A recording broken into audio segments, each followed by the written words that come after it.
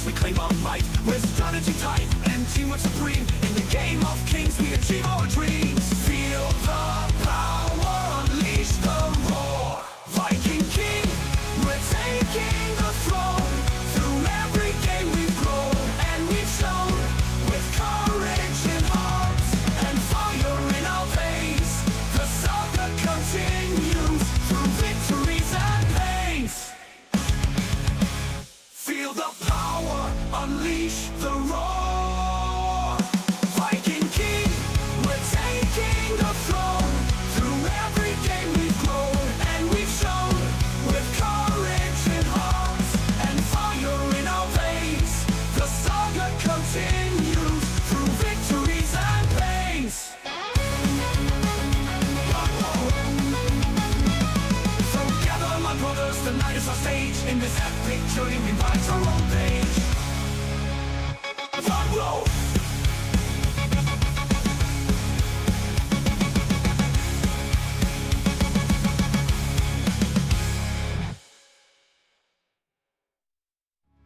So gather my brothers, the night is our stage. In this epic journey we write our own page. Viking King, we're taking your throne. Through every game we've grown and we've shown. With courage in hearts and fire in our veins, the saga continues through victories and pains.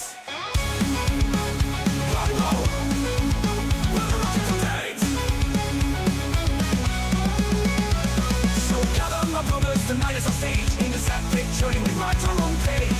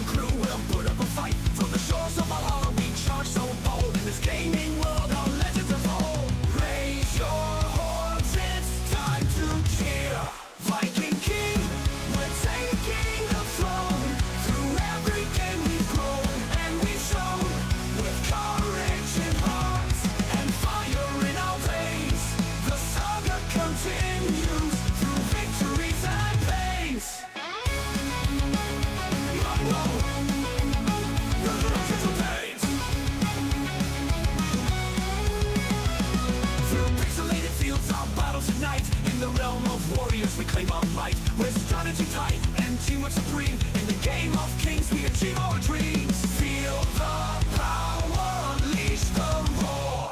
Viking King, we're taking the throne. Through every game we've grown and we've shown. With courage in hearts and fire in our veins, the saga continues through victories and pains. Feel the power, unleash the roar. Viking King, we're taking the throne. Through every game we've grown and we've shown. With courage in hearts and fire in our veins, the saga continues through victories and pains. So gather my brothers, the night is our stage. In this epic journey we write our own page. Front row.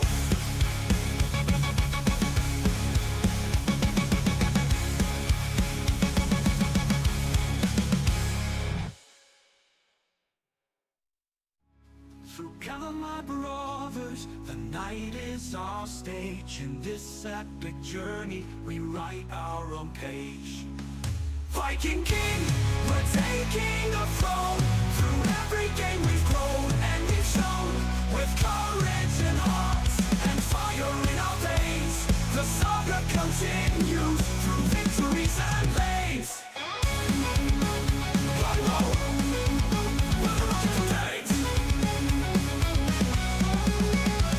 So gather my brothers, the night is our stage. In this epic journey we write our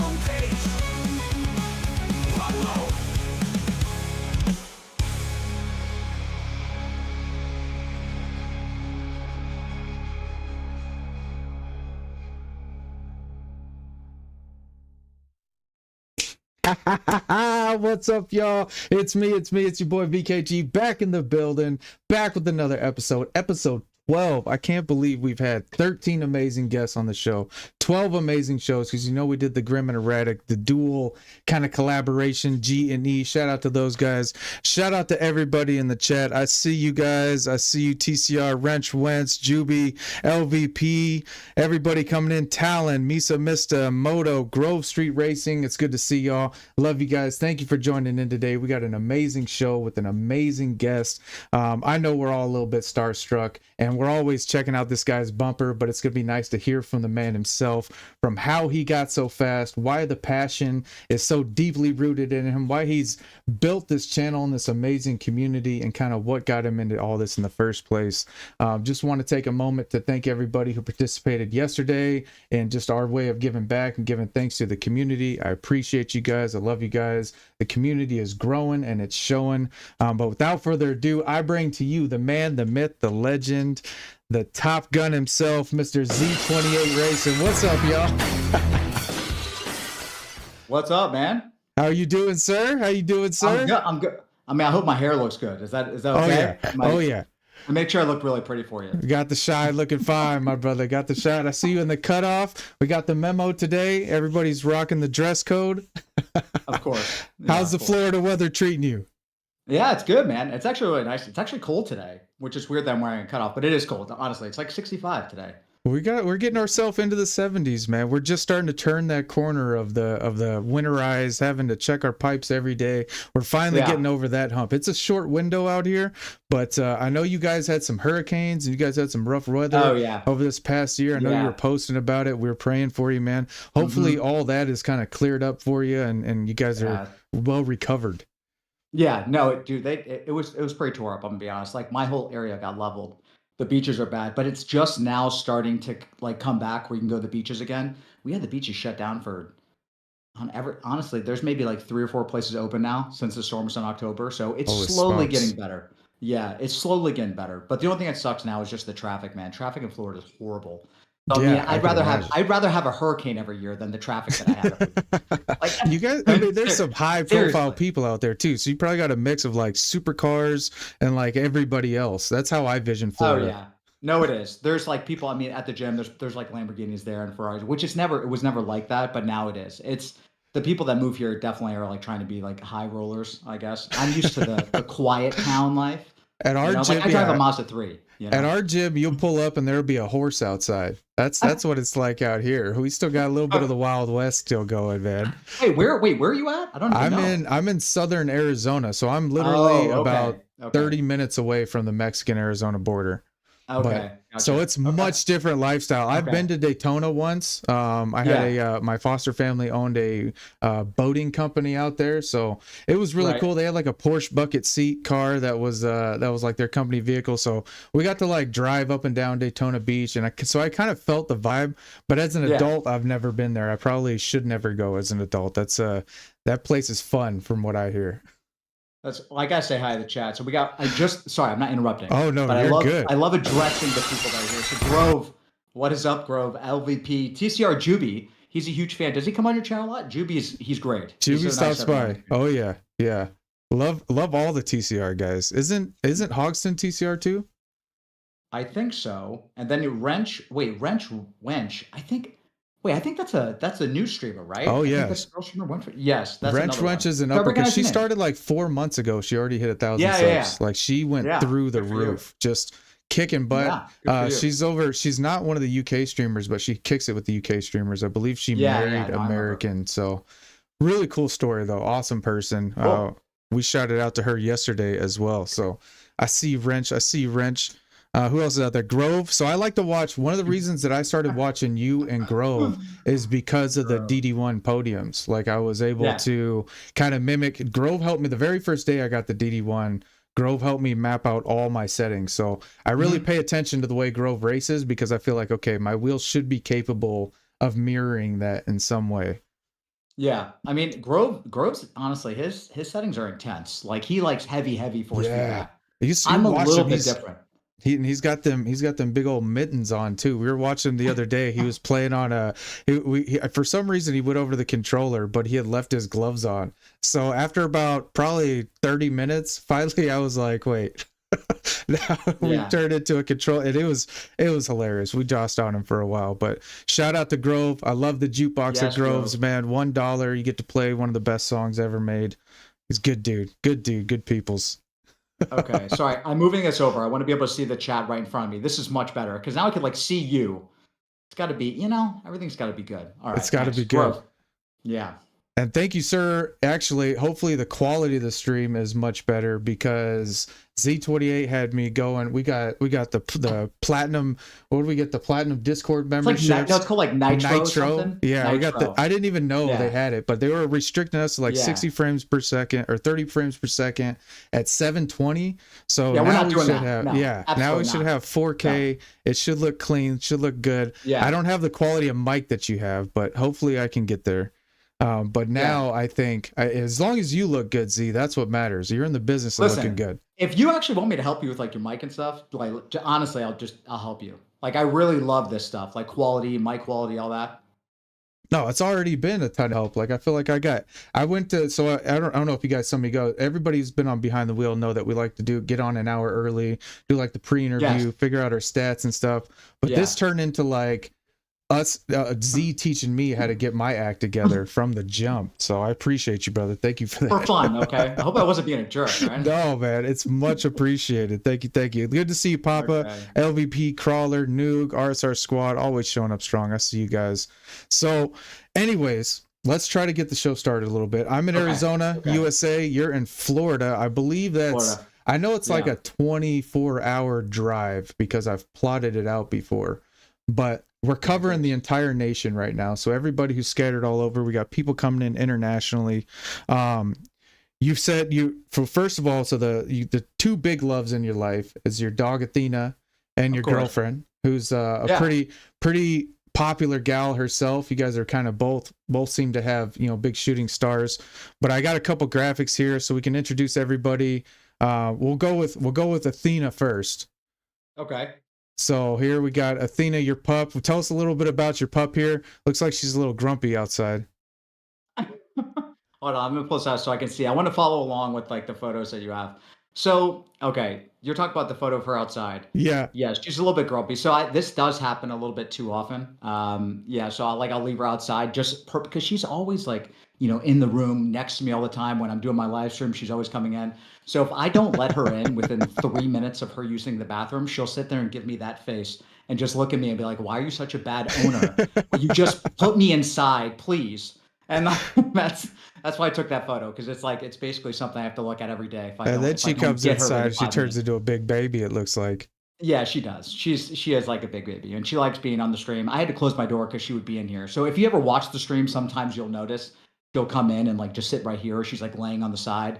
So I have to adjust like my camera view to this way. It's, you don't see Athena the whole time. But I think the followers are starting to like seeing her on camera. So it's actually like it's working out, Oh yeah, you've motivated me to try to bring my dog on. I got a big Tosa Inu. So she's a big old baby too, and we call her Bear Dog. But I was like, I think I was watching you do, I don't know, something, trying all the different cars. Your racing is insane, man. But I was watching you and she was just all up in your face, and you're finally like, all right, I gotta go. She wants me to take her out. That's it. Yes, it is. Yeah. But she's a big old cuddle baby here. I see her in the pink blanket. Yeah. Like 74 pounds. I'm like, maybe a little chunky, but it's okay to be thick. It's okay to be thick, man. Not fat, she's just thick. Right? Let's be nice. She's good. Let's be nice, bro. No, she's a beautiful dog, man. Have you just always been a dog lover, or kind of dog's your thing, or do you have an assemblage of pets? I'll be honest with you. So like I grew up with my dad just being a cat guy, like just all about cats. So we had 2 cats, 2 Siamese cats. They lived till they were like 23 and 24. So I was always a cat guy. And then when I met my current girlfriend, She just had this puppy. Like I met her when Athena was just like a little puppy.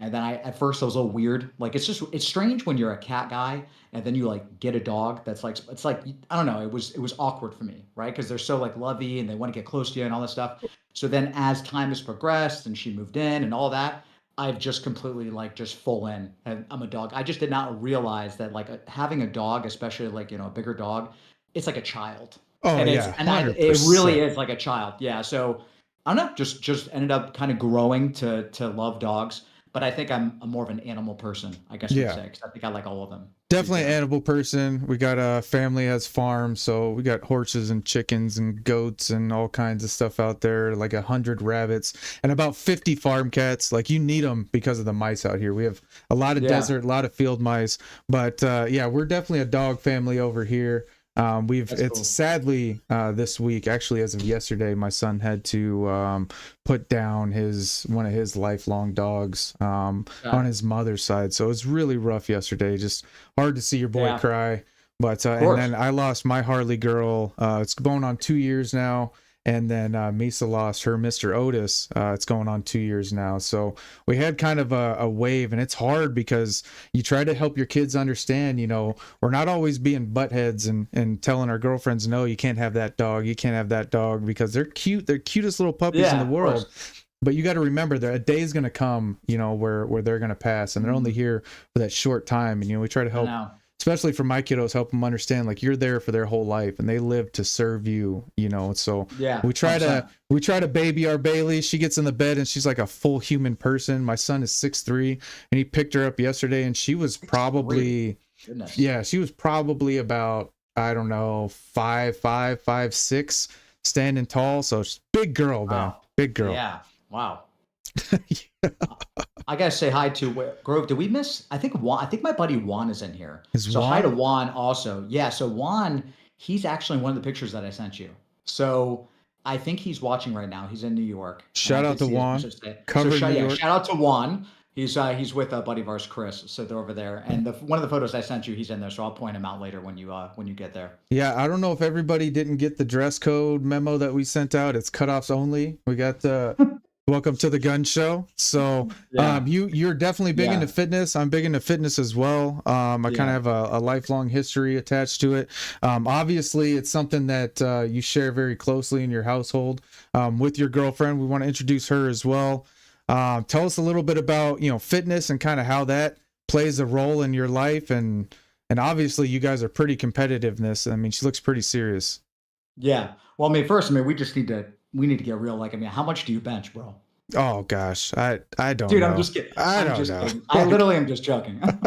I had to say it because it'd be funny, right? It's like everyone's wondering. It's like who can lift more, right? But no, to be honest, like so I met her in the gym. So even Juan that's in the chat, Juan and Chris that are in there. So we've always been working out forever. I met her in the gym. She was just kind of like at first she was like athletic, just really an athletic, playing soccer and all that. And that relationship grew. If you meet someone in the gym and you do the same thing all the time, she started getting serious. I trained her for a long time, started getting like good benefits from it. And then after we kind of got more serious into dating, she wanted to take it a step further to try to be a pro. And it's crazy, like the journey you have to go through, weighing all the food and all this stuff. And within the first two shows, the first show she ever went to like a novice and went to open, straight to open, like straight competing. Won that show, first place. And Holy oh yeah, you're smokes. showing the photo. So that's me next to her. That's Juan on the far left. I think this is delayed, but if it's there. So Juan's on the far left. And she won that show in Tampa and then got qualified for nationals, then went to Pittsburgh and won that and got a pro card. So Holy it's like a huge thing. So smokes. we're going to be training for her to go to her pro debut this year. And the goal is to get her to go to be in the Olympia. So that's really the goal with Wow, her right she's now. going all the way to Yeah. Olympia, man. So Yeah, we're gonna go for it. Yeah. so do you have any like formal education with it? Are you like certified? Do you train as like, on the side kind of thing? Because I know we're not talking about the job stuff or kind of our careers, but Yeah. is that something that you do as like a hobby with getting into, the fitness side of things? No, honestly, like, no, I've never done like actual personal training, like one on one. I just love it, right? So if you like it's funny, it's kind of like racing, right? There's not a degree to be really good at sim racing or anything for that matter in life. But if you do love doing something, like I love training, I love seeing someone work out and see that they're doing it properly, proper contraction, the form is right. Like I enjoy Right. it. So if I can see that they're doing the movement correctly, I actually like training women for whatever reason. It's just seeing them like the click, like that they've got it. I'm good at making sure that people are doing things right. And then when you have that consistency and that motivation, it grows into like that, that feeling of, wow, I really like Right. doing this, that dedication. So I was with her constantly showing her this, showing her this, showing her this, and she got that passion and it grew. Now I've trained other people. There's a few people in the gym that I do train. Everyone likes talks to me and I help them out. But nothing to get paid for, man. Just honestly do it because I love it. Probably just like you. I'm sure you go like what, 6 days a week and you just love doing it, so you know a lot. That's I it. That's like, it. man, I I mean, used to honestly. be when I was, man, when I was competing, and I never did like bodybuilder or anything like that. It was never, that was never really my forte. I mean, I was Yeah. a wrestler, and I played football, and I ran track in high school, and then I played Right. football in college, and then I fought for about 6 years in mixed martial arts. So it was kind of, always about performance. And then once I started going to school for it, so I opened a gym for youth. It was called, well, I won't mention the name because I kind of sold out of it, but it was Okay. indoor training facilities with like indoor turf, wrestling mats that I pulled down off the wall, all my Olympic, lift areas, and drop boxes and things like that. And I really focused on, developing the performance of young athletes. And I trained a lot of fighters. I'd have fighters come in from Brazil or really all over the world that would come train with us. Yeah. And so really on the performance side. And then when I got to the personal training part, I did start focusing on the cosmetic side and helping people build Hmm. their bodies. I had a couple of kids that have competed in some youth shows. And then That's I cool. helped a couple gals who got into the kind of the bikini scene, and a couple of guys who got Yeah. into, the presentation side, and just mildly starting to get into posing and stuff. And people are trying to talk me into that, but it's a whole nother level of athleticism, being able to manage Yeah. the weight cuts, making sure your symmetry's right, the striations. I mean, there's a lot that goes into 100%. it. And then obviously the stage presence, that's something that, Proposing. Yeah. Of yeah, course. people who are born with that are very lucky, but that's a very hard skill to learn. That's something I Oh, it honestly is. know nothing about. So kudos Yeah. to you guys for being so successful in that. That's a really cool It's thing. And fun, then man. helping folks, man. I mean, all about helping folks. Now that I kind of work full time and in another career, I have kids that come over and kind of use the garage and train and stuff like that. So it's awesome just to help people, to be honest. It And, is. and health I feel the fitness same way. is just as important as mental fitness. Yeah, that's it. I agree 100% with everything you said. It's just I'm addicted to just doing something and seeing results. Like I'm the kind of person.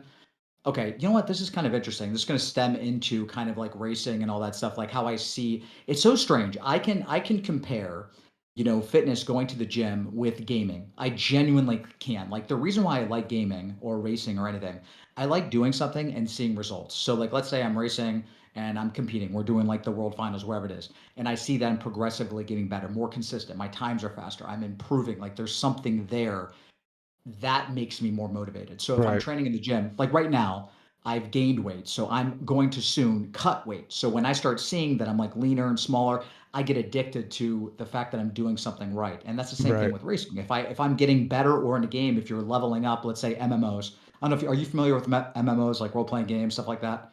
You know anything A about little that? bit, very, very lightly. I try to get into some like role RPGs, maybe. Okay, role playing games. Yeah, that would be like more like a Skyrim or something. But like Yeah. MMOs being more, this is like hardcore nerd stuff. Okay, I'm really getting into this. So you're talking like Elder Scrolls Online. These they have leveling systems. So when you grind and you want to do something and get the best gear, so you would do a raid to do that. I like that stuff because I like knowing, oh hey, I did this, I accomplished this, so I have this particular gear. It's like the same thing with anything. Right. Like if you're like working in a work environment and you level up and you become a manager or whatever it is that you're doing, I just like doing something to get a reward and seeing them doing it. I don't like doing the same stuff all the time. And I feel like a lot of times going to Gran Turismo now, if it's like the same thing all the time, like doing the same races and there's no challenge, that's why I'll do a lot of streams where I'm using different cars. I get too bored. It can't be the same thing. It has to. I need variety. If that Right. makes sense. My brain works like that too. If I ever find something that I can level up in, I get I almost get obsessive about it. Like even at Yes. work right now and my new job, there's like a ranking system for how many trainings you've taken. And I mean, I Okay. went from like 2,300 in the company to like 737. And I'm Yeah. gunning to get up just because it fuels me. It drives me. And that's what I Yeah, it found with does. racing too, is like, I can sit there and actually work on the qualies a lot because I'm competing against friends now. I have like the more kind of, I've only been around for about 9 months, but now I have a pretty good Rolodex of friends that are very competitive, a lot of guys in the top 100, and it's fun to just Yeah. compete against that as well as the races. And I've been able to kind of take back, and I've taken a page from your card and watching Greasy and even watching some of these guys who like to change it up a little bit, not use the Right. meta, kind of compete against and enjoy the essence of racing rather than being so stressed about your DR and winning all the time. Yeah. You said to me that gaming was kind of therapy for you, that it's been in your life Yeah. for a long time. I know that you were ranked in high school as #1 in the world in a game. You started off on like Taken. You've been to the World Finals. So like video gaming to you, like what is it about gaming? Is it just the competition? Is it the community? Is it, do you like the game? Like, on one thing about me is I don't like the game against AI. I like to have live people. Is that, what is it about gaming that makes it so important to you? Okay, so I'll get into that too, and also I want to. I know there's the AOJ. That's I see the question there, Alex. I see that. So I will. We will get to the chat. I just want to remind you, chat, that I am looking at what you're 100%. saying. So I will get to that question. But now, in terms of gaming, the reason why I say I think it's like therapy to me is because, and this is being missed. So hopefully, chat and everyone that's whoever's watching, I hope you guys understand what I'm saying. So I think that gaming is therapy in a way. Now it's starting to change to where it's becoming like a bad therapy, because when you're playing games like, Call of Duty or something that's repetitive, and then you die, and then you come back and you respawn and you're doing that over and over again, you're getting mad. That's not good, right? That's just going to get you mad. You're mad at this guy camping, whatever. But what I mean by therapy is like when I was a kid, so when I was growing up, and what I would do after I was like got back from school, I would play like just this game. It's very simple, like these old games like Super Nintendo or PlayStation, or remember like SOCOM, Metal Gear Solid when it came out. Like these games, you'd play them, or Final Fantasy, and you would get that enjoyment of playing and being like kind of lost in that world, and you'd be calm. Like you would finish that game feeling happy that you're doing it, and you were happy that you sat down and you played, and you had like this mental clarity when you were done, whether you had a good day or a bad day. It was just something that you could depend on, that's always there, that's never going to yell back at you, and it's Right. it's fun, right? But now it can yell back at you because now if you go online and you beat someone in Tekken, right? You get a message like, "Oh, you scrub, you suck at this game. You do the same move over and over again, It scrub." could get toxic. So it can get toxic, right? And that is kind of the problem with racing now a little bit, that drove me away from Gran Turismo. Gran Turismo is getting better now, but it's the same kind of thing. Like at that top level, there are people, there is like this toxic side where people are just like, oh, well, like that guy's not that good, or he's not that fast, or like that, those kind of comments that make you not want to play, right? Like Right. like some of us, like you, for example, you've told me that you want to play for fun, you're building a community, you want to enjoy it. It's hard to do that when you're too competitive, because you're playing to win, and if someone bumps you, now you like don't like that guy. Yeah. Or you have some creators creating content that will say, hey, this guy did this, or this guy's, he's a bad player, or whatever. And it's, I feel like that's where gaming is starting to have a fine line with stress. I wish Yes. it didn't have that, but it seems like we're inevitably going a direction where instead of it just being fun, it can actually ruin your day. Well, wherever there's fun, you're gonna find some negativity. I mean, it's yin and yang. It's gonna balance itself out, and I have seen that. So I think there's a fine line with Yeah. those who are creating content that's kind of trying to, I don't know, not bank off of the negativity, but it's exposing it quite a bit of an aspect of this game that shouldn't be so important. Like mistakes happen, but when Yeah, we exactly. and when you have that kind of YouTube target on your back, I've noticed that when you have a channel, people intentionally try to get Oh, into yeah. that stream by creating some poor play. So Yeah. you shout out to those who are able to. There's a lot of guys that I admire that are able to kind of keep their cool in those moments, and you're one of them. To kind of like just brushes it off, like, yeah, that guy. Of course. I'm just gonna kind of stay away from him. I really like the guys who try to outsmart him. The guys who talk about, well, like, Hogston the other day, he was saying, it's not my job to go and try to fight him back. now I got to try to outsmart him. It adds another kind of element. You know, we do have the Hakkos who like to make it a point to go out there and punish anybody who drives wrong. So you kind of have those guys who are trying to fight the good fight, I guess. The anti-hero? Is that what it is? Anti-hero? I think that's what I think it's the bully of bullies, you know what I mean? Like, and I was kind of that way in high school. Like, I didn't really pick on people, but if I saw you picking on somebody, I kind of made it my point to put myself in between you two. And I don't know if that's a good thing or a bad thing, but it felt a little bit more honorable than just throwing fits. But I do see that people are, and as this game gets more popular, or maybe it's just more exposure that I have, that you do have that kind of toxicity that's creeping in a bit. And you'll see guys that kind of back off. You were talking about, I mean, you were really big into competition and stuff. I don't know if that plays any part in why you don't compete anymore, but it's definitely why I got away from like the Maddens and the 2Ks is you get on those. Madden guy. I really loved Madden, man. I grew up with Madden. I was born the year Madden came out, and I've been playing it since Sega, you know, but now, you know, you get on there and you got some kid who's just cussing you out, and you can't, there's nothing you can do for like 20 minutes except mute it.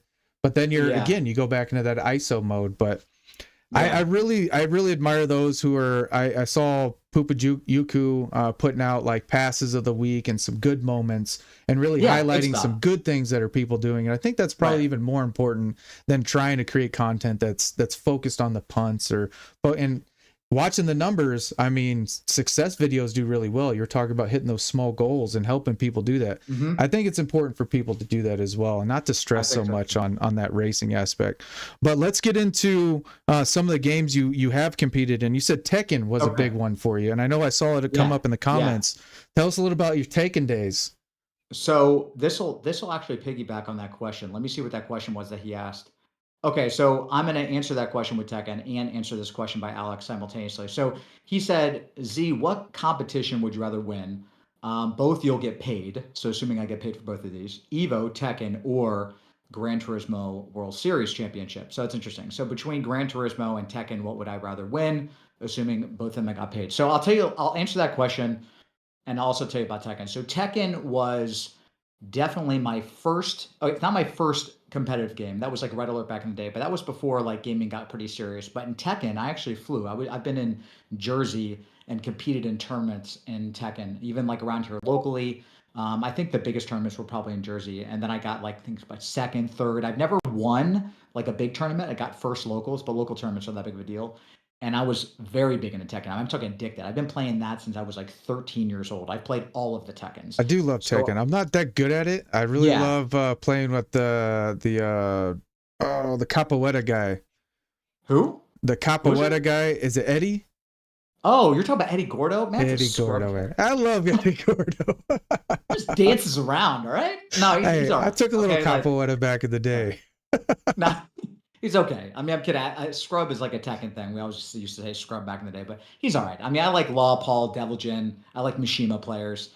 So it's because I've been playing for a long time. So when you play for a long time, you have to be like a Mishima player. That's just like how it is. But in terms of what I would rather win, like going back to that question by Alex, I would have to say that honestly, probably a Tekken tournament between those two. The reason why is because Tekken is like, the level of skill to win a Tekken tournament is unbelievable. Like like these people, the reaction times, like the mind games in Tekken is just next level. Racing is very similar. It's very similar with like mind games, like passing, you know, you're trying to bait someone to something or saving fuel, whatever. But this is really basic when it comes to like something as hardcore as a fighting game. So the only thing I don't like about racing, and the reason why I would choose Tekken between the two, is because in racing, sometimes you can lose by someone else hitting you, bumping you, dirty stuff. You can't control losing in racing sometimes, but I can control winning in Tekken all the time.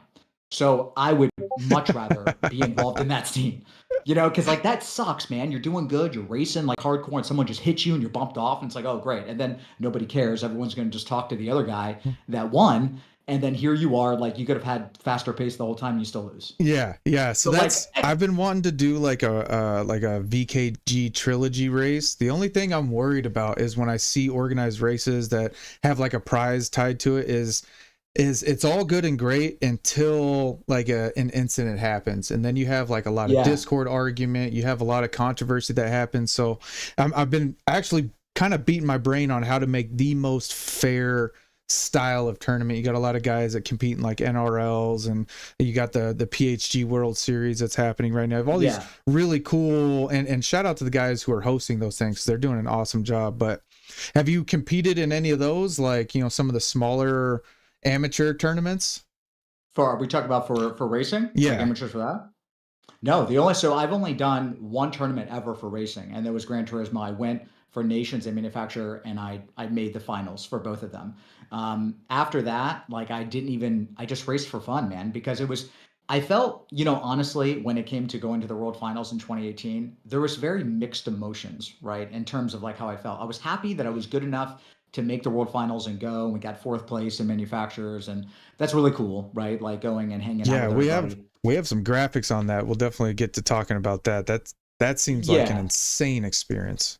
Yeah, like it's cool, but in terms of like continuing to do it and going to small tournaments locally, no, man, because a lot of these places that you go to, there's not that many around here. Even though there is a new place that just opened up, though. It's called like Zoo Lounge or something, Zoo Sports something that just opened.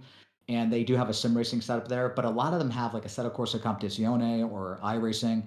And I honestly am just a Gran Turismo lover. It's because it's a hybrid between, you know, like sim racing and kind of like that little bit of arcade. But Gran Turismo doesn't get enough credit. It's a much harder game than people think it is. I'm just a huge fan. I mean, I've been doing this 9 months. I mean, I'm on my 4th wheel, so I finally say that my setup is comparable to, you know, what some of the top level guys are doing. I have no excuses as far as my pedals and wheel not being able to do what you guys are capable of doing, but it's really cool that I've kind of broken into these top 300s. I think the highest I ever got was like 74th one time. So kind of touching on that skill level that you guys consistently do. In no way, shape, or form can I like jump into any car. It's very particular combos.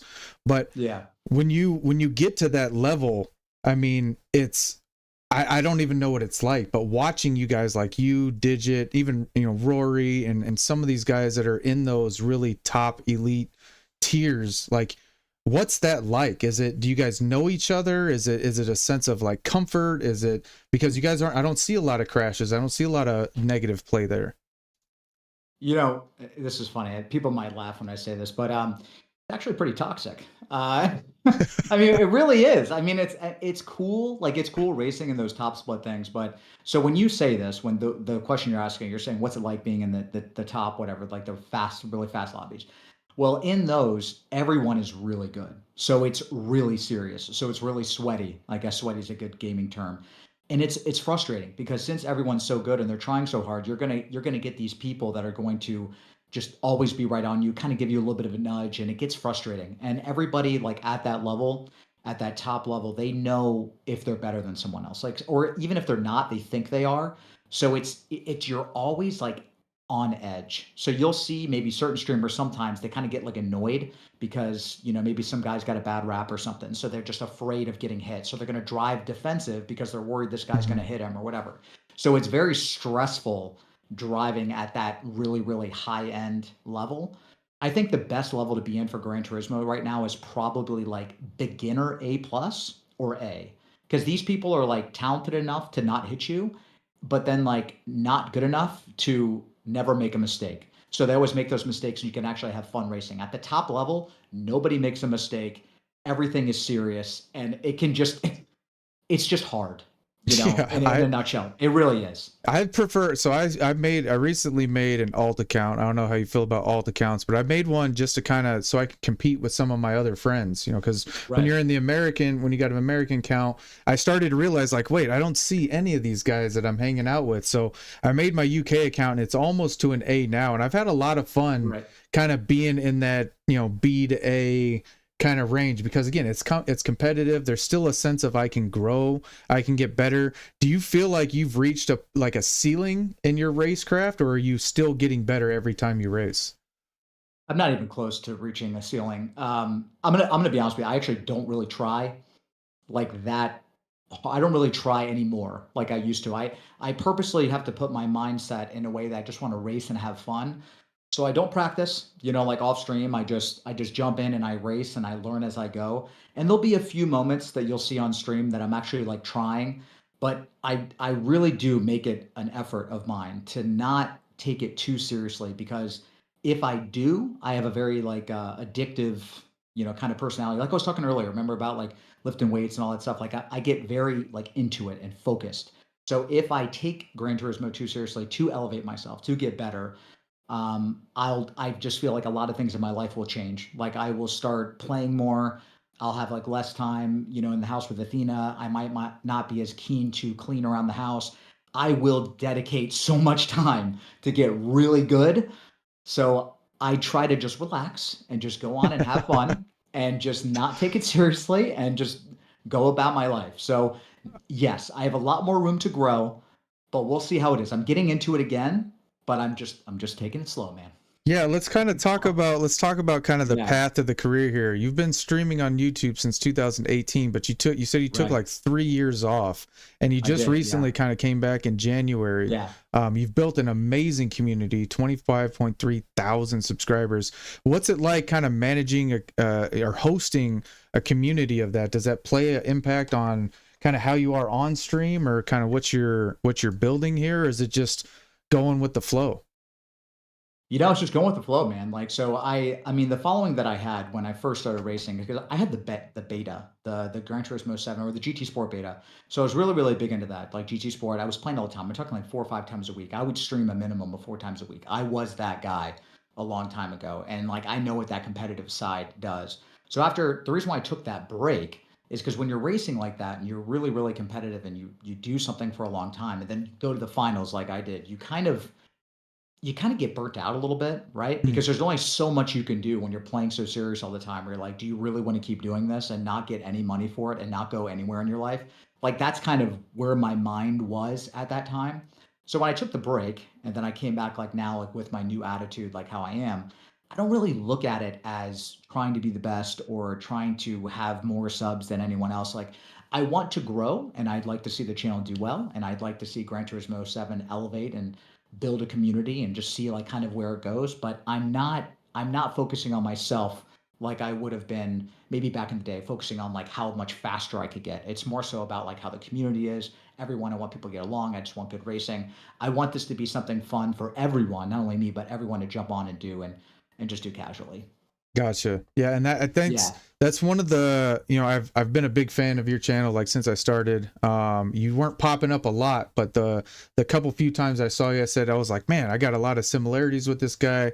We're both bow tie men. We'll get into kind of your history in drag racing and things like that, Hmm. but a lot of things that I actually liked as a person to be able to watch a channel, and then I stick around because it is a positive environment, and you make the racing seem like it's not so serious. It's fun, and it's fun to be Yeah. fast, but it's also fun to try different cars. It's fun to try different races and different combinations and really hang out with the community. And I was watching, I was like, man, he has such a successful channel, but he doesn't put so much stress on, running, all day long, or, you got to get on, Right. I got a couple hours here, guys. I'm going to get Yeah. in, say hi, and then I got to go. Or, Athena pops up and you're like, oh guys, it's time for me to call it quits. It's like, Exactly. he's doing this for fun. And I think that's, Exactly. that's what people really like to hang around. So I see some channels where guys are really stressed out because they're focusing on those numbers. And one of the things Yeah. I did for myself is I took all that away. I took the numbers away. I took the little visual cues and things, and I made it so I couldn't see it that way. So and I told Misa this yesterday, if whether 6 people on, 26, for you have like 206 people on sometimes, you can be Hmm. the same person all the time. And that genuineness is really important. I've heard every behind the wheel guest that we've say, just be yourself and go do it, have some fun. And you're probably going to achieve things you never thought you would. Yeah. Oh, so wait, I'm gonna say bye to Juan. See you, Juan. Later, I see you Juan. on here. And I have to say something funny here too. It was Crawl. This comment was actually pretty funny. He said, where is it at? I think so there is. Prince Z28 is fun to watch, fun to race with. I'm laughing. He says Prince because there's a shirt that I wore on stream that says Premiere. Like it says premiere across here. And then he came on there and he's just like, what does that say? Princess? It was hilarious. So I read that and I made a You face. gotta be a real man to wear a princess shirt. That's for Yeah, sure. princess. So it's like, Princess Z. Cool. Nice. All right, so you're running. Let's get into what you're running here. You got a pretty serious setup. I know you just remodeled kind of your room, and you have a really amazing room there. But you're running the Fanatec DD1 Podium. You got the V3 pedals. You do have the console and PC kind of set up for streaming. I know you have a pretty good mic cam setup. You have the 𝙃𝘼𝙃𝙀 art. Reminded me you got the XL seat because you needed that girth. I see you in there lifting. I see you, bro. I see you. We got a couple of pictures of your rig here. Why don't you tell us about it? We're looking at the room here. You got the big TV up. You got the real clean setup. Got the monitor. How long did it take? I mean, is this kind of like the start, or is this just how many evolutions is this? Man, this is a huge change. So it's funny. This is sound really strange, but I think I've spent more time changing this room around than I have actually streaming or making videos on my channel. Like honestly, because I enjoy having like a nice setup where I can come in and just relax, right? Like that's what I've always wanted. So when I first started, this whole room was different. Like the walls were white. Okay, the walls where I had like an entertainment center and all this stuff. And I'm always changing it around. And I've always kind of wanted something to like what you see now. Like what I have now is what I've wanted because it's simple. I just want it clean. So like how I have this set up now, like the camera like on the right side. So this way I can know now when I'm racing, I can like look here and like look at people, have to get the right, the key light and the soft light and all this stuff. But at the same time, what I had before this, like if you notice, if you look at other people's setups, they have a room that's like so busy and there's like just stuff everywhere, like wires everywhere, and like these rigs that are like too big to where like everything just looks sloppy. I want it to look clean, but also I have room. So where if my friends come over, we could sit over here. I have a bed back here. I could put seats back here. So it's like, you can have multiple people in here if you wanted to, and it feels more open. So my idea of like a good sim setup is like something that's not just dedicated to sim racing. You could also play a different game in here. So I want it to be to a point where if I want to play, let's say Skyrim or something like that, I could do that. And then I could also do sim racing simultaneously. So that's the idea of the setup, is that I can do anything I want at any time. Nice. Yeah, you definitely like the community person. Even so, like a lot of us are building, I see a lot of rigs where it's like we find the one corner in the house that's not being used where we can get away with putting all of our little toys in this little space. Like for me, I'm still like, once we get a bigger house and we kind of move into that, I'll have kind of that dedicated space. I can't be greedy because I got the garage and I got my bikes out there and I got the the whole gym set up, and so I'm coming into Misa's space and kind of taking that over. So I think you have the dream. You have an amazing rig as well. Let's see, we're running let's take a look at, we got a picture of the seat and the wheel here. You got the stream deck, you got the curved screen, you got a pretty amazing mic here, you were saying. Pretty good camera setup. What are some of the things that kind of got you, I guess, to the next level? You were telling me like, you could help out with different camera setups or different mic setups. Is there any piece of equipment out there that you're like, yeah, I gotta have it? Yeah, I mean, so in terms of the mic, I saw Jupi on there. He said something to move the camera so it's not my way. Believe it or not, I already have moved it. So when you look at the photo, it looks like the camera's in front of my rig. It's actually not. It's not impeding my view right now. So before, it was attached to the rig and it was in my way, so I couldn't see the left side of the track. But I moved it. If you look close in the photo of the seat, it's actually attached to where this monitor is. So now when I'm looking, it's actually, I can see the camera perfectly. Gotcha. So everything's like set up. Yeah. So now in terms of like, I need to have this, all this stuff, I've gone through so many different things. I've had multiple different, cameras that I've used, different kinds of lighting. And what I found for me, I just like having a dark room. Like this room is black. You've noticed it's like kind of strange, but it just works for sim racing. Cause like some of the wires that you have, if you have like black walls, it just kind of blends in more. It just gives everything more of a sleek look. That's just my opinion. In terms of things that you need to have, if you're talking about like streaming racing, I think the wheels like are a bit overrated. Like some of the expensive ones, like this one right here, right? Like this is an expensive wheel, but I think that you can get away with just having, a DD Pro or even like that, that new Thrustmaster that, whenever it's that direct drive, that thing's like fairly well priced. There's a couple of guys that are speaking on that for sure. Yeah, no, honestly, like that is a great wheel to get. I mean, I think a lot of people don't realize how important pedals are. But I've always been under the impression, I've always said this in my other videos, like, it doesn't matter what wheel you get. Like, if you get a wheel, even if you have a cheaper wheel, like a G29 or whatever it is, you can still be fast with those things because it's just the practice that you put into it, how much you play, you're still going to be good. Like, I think a lot of people think that if they spend like a ton of money on a wheel, they're just suddenly going to be in top split. That's just not going to happen. Like, you might get 2 or 3 tenths. Maybe it feels better. Maybe you just feel like a better person because you have something expensive. But it's not. It doesn't matter as much as you think. It's nice. It's like a novelty. But if you don't have the money, if you just want to get a G29, you can still good because at the end of the day, you still have to learn the racecraft, the lines. There's a lot more to it. You don't necessarily need expensive gear to be quick. Yeah, we've had two A+ drivers that I can think off right at the top of my head, Jester and Lead Pencil, that both use G293s. So Yeah. I mean, I think definitely the input, I think pad is restricted, but at the same time you have guys like Yeah. Shaggy Do who run automatic pad and they're A+ drivers as well. I Velasa know does. Noogs, yeah, a lot of people are still they just love the racing game and they're gonna play no matter what. I think with sim racing you have that investment kind of standpoint, and there's a bit of the immersion. Everybody's trying to find more immersion, and it sounds like you have a good gradients in the visual side of it. And the we were talking earlier that it's really important to make sure that your community, especially if you're going to be a host, is able to see you, and that the attention is on kind of you and what you're doing rather than look at all this stuff in the background. And my first setup, and I guess if you look at my evolution very quickly that happened, is I had like I tried to get my PC in the background. I tried to get everything that I had in the background. Yeah. Just keep going, dude. Yeah, no, so that people could see what I had. But then it was like, all right, somebody else is going to have something new, or somebody else is going to have this, or somebody, and it's like, look, here's me. Here's what you get. If you want to see the behind the scenes stuff, come check out my other content. But for the most part, I think it's really important to engage with the community as much as possible. So the mics, the sound, your camera settings, making sure all that is really crisp and clean. And I think you got a good stream. So the game's going to be the game itself. I mean, Gran Turismo has its community, and some people are at different levels. They like to hang out for different reasons. Yeah, 100%. I mean, honestly, I really like your setup, man. I think you've done really good. Like because I randomly found you just like searching around. I think that your mic and everything's good. I mean, Thank you, man. I think the mic is important as long as they hear you, but it doesn't, like, once again, you don't need anything super expensive, just as long as you don't sound distorted and bad. I think the camera is really important, but I'll tell you what though, you don't even know this, but I'll tell you, when I first started my channel and I grew, I think it was like 12,000 subs the first year. I didn't Holy even show my face. Not even my face. Well, that's because I was streaming every day. It was like about 12 or 13, maybe 15,000 a year, something like that, something crazy. So like, I did not show my face. It was literally my shoulder. Like, it was like the camera was back here.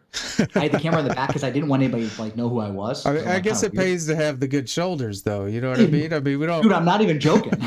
Like, I'm not joking. I literally like just had my shoulder, and it was like a shot of me. It was like the camera was looking this way, and I just raced and I had a pretty. Now the mic was kind of crap, but the point is, like, it's not necessarily the gear too, right? So you could have a crappy mic, but if you have a good personality and people like the way you race, I think you could just grow just by being a genuine person.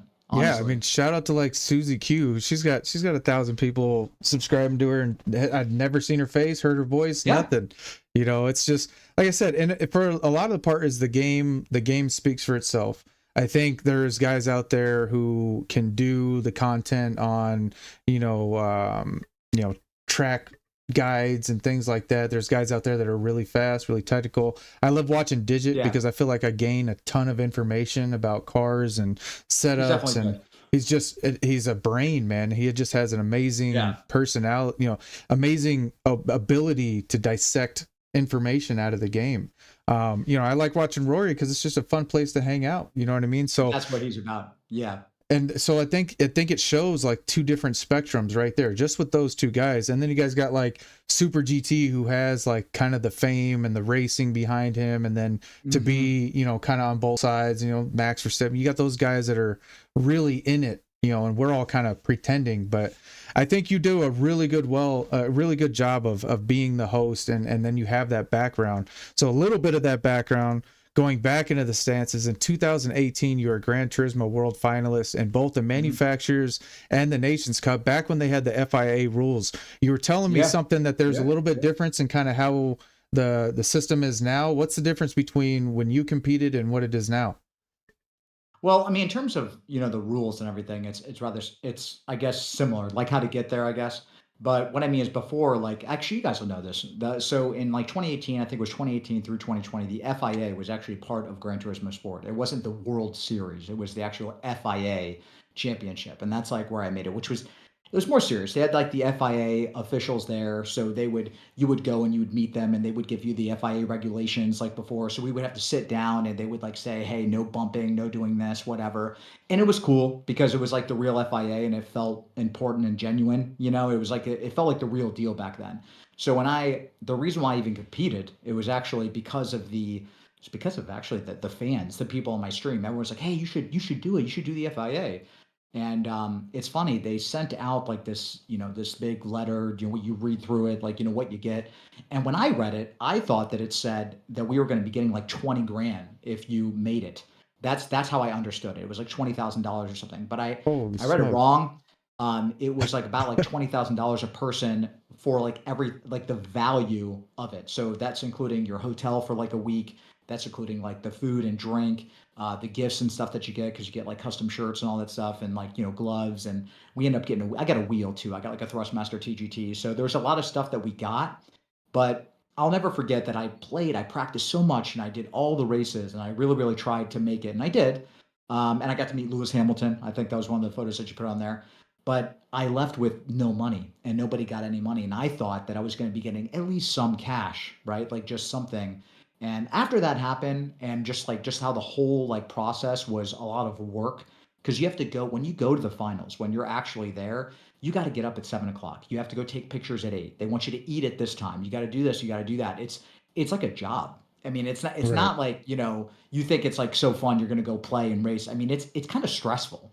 And at the end of the day, it's like yeah, you're not paying for your room, but it's a little bit stressful that you have to go travel to race people that are like as good, if not better than you. And you're like on camera and all this stuff. And when I left, I remember coming back being like, man, why did I just why did I do this? Like, why did I spend like those so much time doing this and not really get anything for it? I was more appreciative of the people on YouTube than I was of actually going to the finals. I enjoyed more talking to the community, giving insight, doing races at the house, not so much traveling and having to deal with like all the basically like paparazzi. There was like multiple interviews that I did when I was there. So while it was fun and I think it's a great experience, it's not something that I would want to keep doing. I'm happy that I did it, but there's no drive to like, hey, I want to do this again, if that makes sense. Yeah, I mean it seems like it's a lot of stress. It's crazy because I got a lot of athlete friends, guys who've made it. I mean, I played college ball and you got a pool of friends who make it to those next levels, and then out of that pool, Yeah. you have the pool who make it to kind of the big games, the championships and Super Bowls and things like that. And it's interesting hearing about the stress load that the media side of it brings, because it is blown out of proportion. It is really big, and they want you to see your faces, and I can see all the cameras and all the lighting. One thing that really catches off guard, I told you I fought MMA for a few years, and training in the gym and the things I was capable of in the gym, and then going out there and being in front of a crowd under those really, really hot lights. I mean, there's so much sensory that changes. Did you feel like your racing was affected by that stress, or did you go out there and have a pretty good showing? I know you placed well, but was it harder to stay focused with all that going on? At first it's weird. Like when you sit down and it's like, whoa, this is really weird. Like it's the real deal, especially then because that was actually the first competition. So there was a lot of pressure because no one knew like what it was going to be like. But after you sit down in the rig and you're there, I kind of like forgot that I was even like at an event. Yeah, I Like mean, you you're just in the get in the zone. zone. Yeah, like even like that picture, I think one of the pictures I sent you, like I don't even know what's going on. Like there's obviously a guy right there taking photos of me, and I'm not even like I didn't even know he was there. So once you're focused, I don't think it matters. And I think that once like somebody like a lot of these guys who've been competing since 2018 and they're still there, they go there like it's nothing, and they're basically like friends with all these guys because it's usually like the same people that go. So I don't think there's any type of camera pressure at all. I think they just go and they perform. If anything, it's almost like a hangout for these guys at this point, because it's like kind of a bunch of friends meeting up like once a year to go do these races. Yeah, I found that's how I try to explain MMA to people is you'll hear the names and even in any kind of pro sports, when you kind of reach that mecca, the pool is so small and the whole world is focused on a few dozen people that they don't realize like how rare those people are. And that little group tends to stick together. Like we call, the MMA was like a traveling circus, it was like the same trainers, same gyms, only so many fighters that were actually making it. Same thing in football as it gets kind of smaller and smaller and smaller. So that pool of people that you race against, I mean, are they pretty active in the game, or are they doing like streaming, or are they really just kind of in their own world when they do that, and that's kind of their only exposure? I mean, there are a lot of guys like you that are doing kind of the stream thing and the being that high level of competition. So now, so when I was first doing this, there was barely any streamers. So a lot of the guys I raced, they didn't even have YouTube channels. It wasn't really as popular in 2018. Like streaming wasn't, especially on YouTube, it wasn't really like that popular for racing, even Twitch.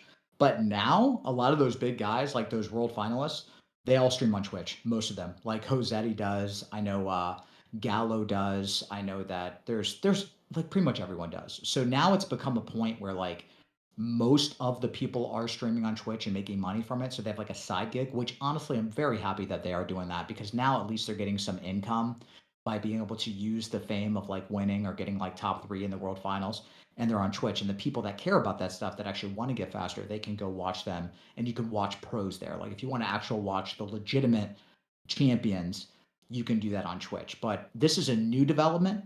And I think people are kind of starting like side businesses. I consider like Twitch a business.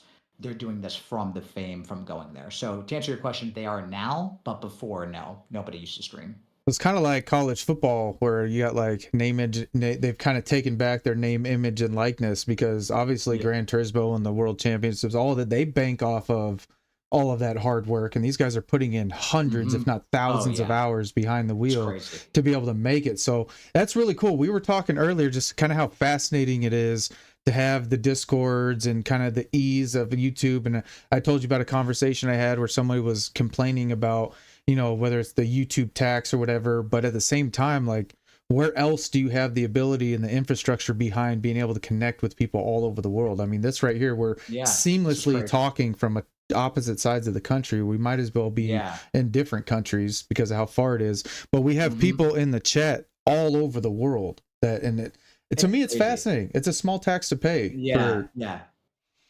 But let's talk about, so we've talked about kind of the peak of what you've done. Let's talk about the beginning. Everybody always likes to know, what got you behind the wheel in the first place? Is it drag racing? Is it competition? I mean, what made you decide that this was going to be something you were going to do? So it's kind of interesting. So I started my channel, which name is the channel? I guess like Racing, Well with Racing. So I did, like I said, I did drag racing for a pretty long time, probably about 4 or 5 years. I was always involved with drag racing. Like every Wednesday, I would always go to Sunshine Speedway. I would race. We would like bet money. It was for fun, nothing crazy. I mean, it would be like, $400 or $500. So not like a small amount of money, but not a lot either. So we would just like bet and have fun, do drag races. I got to know a lot of the big scene over there.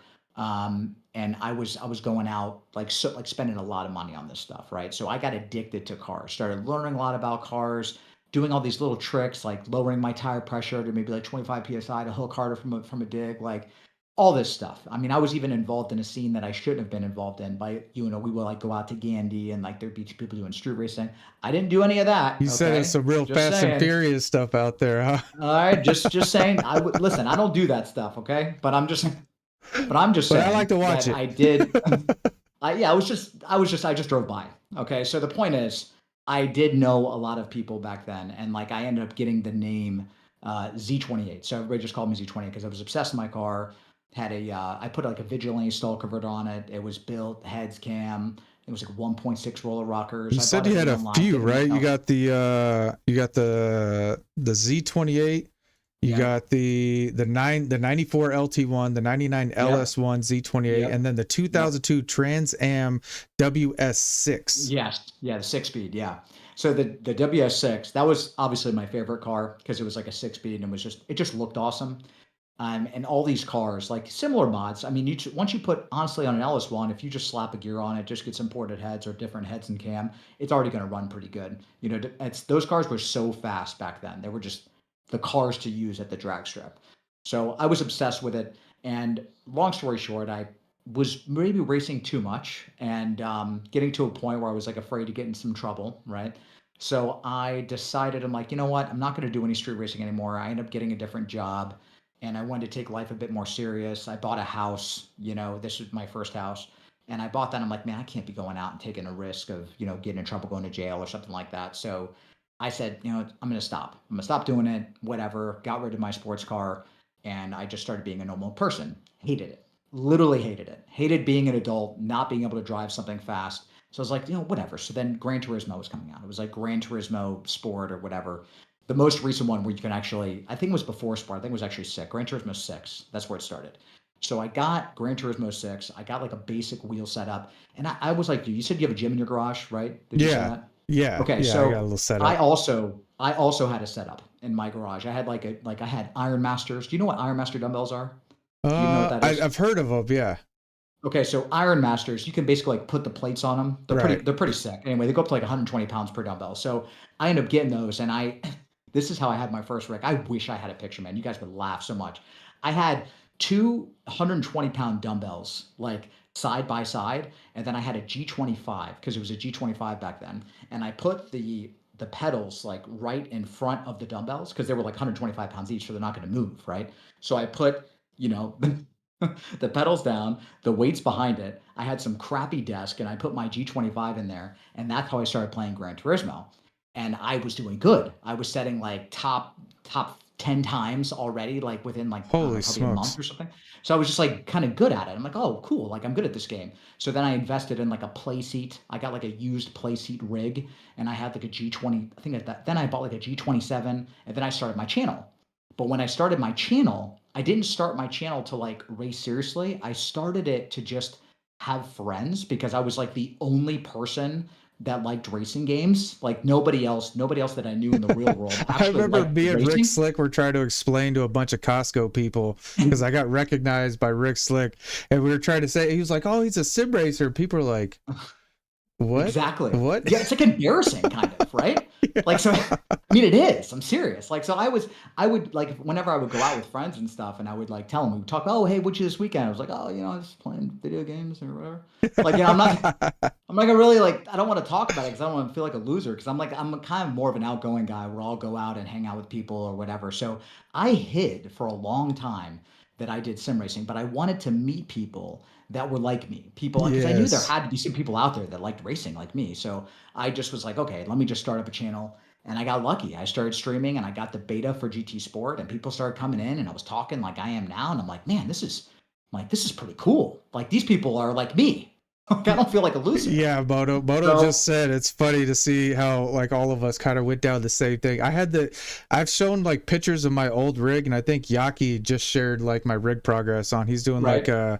a rig kind of show off thing. But I started to say I like put weights all around my rig so that it would stop sliding on the garage floor. And like Just when moving it. when I got like an actual wheel with some with a little bit of DD in it, or a little bit, I think I was on the CSL So what? the CSL Elite before the DD, so it was like belt drive, and that thing was just rocking the neck on those play seats. The CSL Elite is what is actually right behind my camera. Oh really? Nice. Look, yeah, look behind my camera. I'm trying to move this fan. Hold on. I don't want it to hit the mic. Okay, so behind this camera right here, that's a CSL Elite that you're talking about. I use it as a holder for my monitor. Just because it's a weird setup. So I'm like, okay, I guess I'll just use the CSL Elite as like a block and just use that. But in terms of how weird I felt, right? So since I felt weird and I started the channel and started growing up with GT Sport, that's how I got involved. I started racing and I met people that were like me, like the people in the chat, and I started becoming friends with them. And I looked at YouTube as a way for me to just build like a friendship with people, to just race and have fun. And then that turned into, hey, Z, you should compete and do this and do that. And then I got monetized like really quickly, but I didn't even monetize. So here, this is funny. I didn't even run an ad on my video until I hit over 10,000 subs. Oh, wow. So, Yeah, and how like much of a difference does that make when you finally get into the ad part? Because I'm not there yet.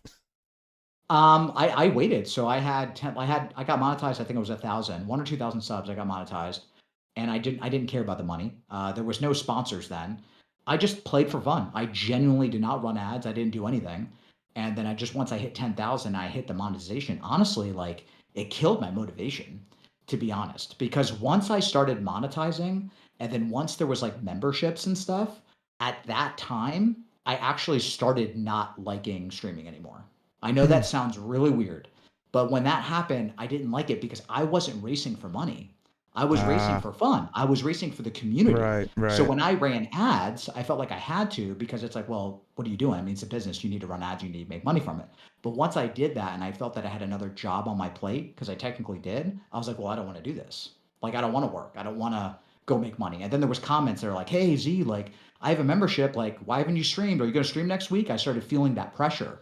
And I was like, dude, what? Like, I'm doing this for fun, Right. and it started, and that kind of pushed me away. So between like monetizing and then going to the world finals and then feeling like the obligation, like it was a job, it was just like, man, this is not good. So that's why I stopped for like 3 years. It was way too much pressure just to like have to manage a business. And then also the fact that I was doing something that I wasn't getting a gain on in terms of Right. competing. Does that So, make sense? yeah. So, like, what Yeah. brought you back? Because now it feels like you just have a really good pace about you. You have a really good piece about you.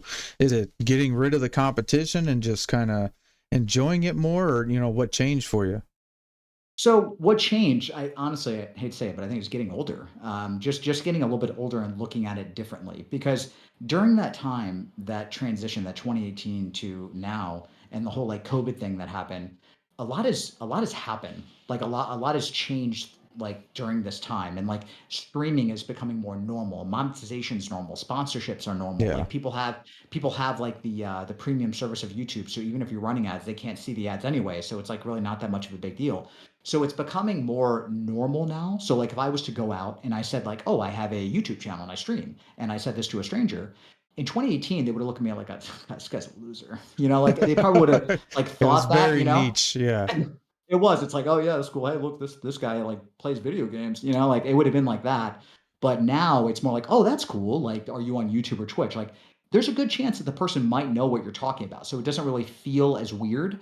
So I was feeling very like awkward, and now I could feel like I could be more self. Like I could go to the gym and wear a Z28 gaming shirt, like let's just say the Z28 shirt, or like let's say I have my logo on it. Hmm. I could go to the gym and do that and feel confident and feel good about it.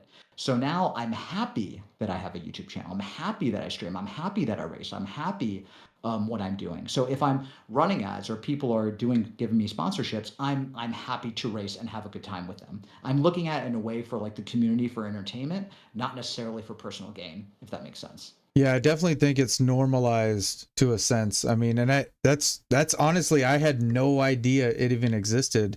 And we were Yeah, just racing in the garage, and we looked up sim racing after we got our first wheel. And I say we because me and my son were doing it, and right. saw Rory's channel. And after just kind of propping my phone up, watching, just kind of feeling the vibe. And that's how I am. I like to, when I'm doing something, I like to watch, somebody who's at least not necessarily more experienced than me, but at least kind of on in the same venture as I am, Of so course. just watching that helped me to kind of understand, okay, here's what I need to be focused on, especially getting new to the game and stuff. And then yeah, like the first kind of initial conversations with people, telling them, hey, I'm streaming, I'm doing this. Oh, what are you doing? And it's like, oh, I'm sim racing. And that's like, well, why? Well, I mean, I don't know why. Yeah, I like exactly. it. It's fun, Yeah. and there's a lot of people out there that do it. And it's funny because I look at my numbers, and I see that like nobody in my like life knows that I'm streaming. Like nobody on my Facebook or my Instagram, or it doesn't Right really now? it doesn't overlap at all. Like I have maybe 3 people in my entire life that are on my actual channel. So everybody I've met, all 800 and some of them that are subscribed to my channel, has been completely new people that I've met because of sim Yeah. racing. And it's That's it's dude, that's just like me. Yeah, it feels really cool, you know, and I live a Yeah. pretty transparent life. So, I mean, there's other things that I do that kind of, I've been in social media before, as far as like, you know, the personal training and running my gym and, Right. you know, kind of trying to promote that. But with this, it's trying to find that purpose or that mission behind it has been, I don't know, kind of a rite of passage in itself. And like, why am I on here every day? And it's become really more about the community. And even, you know, I don't know if you saw yesterday, but I just tried to give back yesterday. You know, I tried to take the little I check did see that that. I That was got, cool. and it was, you know, let me go help out some smaller streamers. And I really tried to focus on guys who are actually hanging out with me. And I'm fortunate enough to have, you know, some friends like you that are in the game, you know, a little bit more, and have some big channels and big communities where you kind of hear the response from that. But I had a lot of fun just going into, you know, some of the smaller channels and sharing the love too, because at Yeah, the end of the day, exactly. man, those are really the guys that are rooting for you, you know. So Yeah, it's true. it's been awesome. I mean, my community truly means something to me now. I mean, I wake up and go to sleep kind of with having a small portion of my brain that's on this and trying to allot time for it. So I hear you when you say trying to manage the stress and things like that. But I'm glad you're back. You know, I think you said you've been back since January. January, yeah. And do you have kind of a set schedule now that you're getting into? What's kind of your routine now? So, I mean, I'm going to actually, I think consistently, I was actually talking to my girlfriend about this. So I think every single Monday in the morning now, I'm going to race in the EMEA side, and I'm going to go against like Rory and some of the big racers. And I think the reason why, it's not that I'm trying to like race them or whatever. It's just I need consistency. So like I'm very structured. So I'm going to start going to the gym on Sundays. I'll train Sunday, and then I'm gonna take Mondays off. So what I'll do is Monday morning, I'll be getting up and I'll do streaming on that European side to race everyone for the new races. And I'll probably do Monday, then like Wednesdays will be like Americans, like Americas or something like that. And then I'm going to start making videos. And the videos that I make, I want them to be geared. I haven't decided how I'm going to do them because I want there to be like positive, like just a positive vibe, right? So I might do videos talking about positivity with good races that I've had and call people out that have done good things, that did good side by side racing with me those previous 2 days, and then do videos on that, and then just talk about racecraft. Be like, oh look what this guy could have done. Not criticize them, but just be like, oh Right. look how beautiful this was, how good this was, and then this way it kind of shows like, you know, if you're watching my streams, you might be on one of those videos. It's like, hey, I had side by side racing with Z, and then I post that and everyone's like, oh yeah, that's that one guy that was racing with Z that was like really good or whatever, you know. And it creates this like positivity toward like you want to race and you want to join and you want to be there. And that's what I want to be a part of. I don't necessarily want to do training videos. I used to do that. I have a bunch of like old training videos on there. But there's people like Digit that already have that under control, and I don't know if I necessarily should go down that, even though I know a lot about it. Right. So that's kind of the side where I don't think people have hit yet.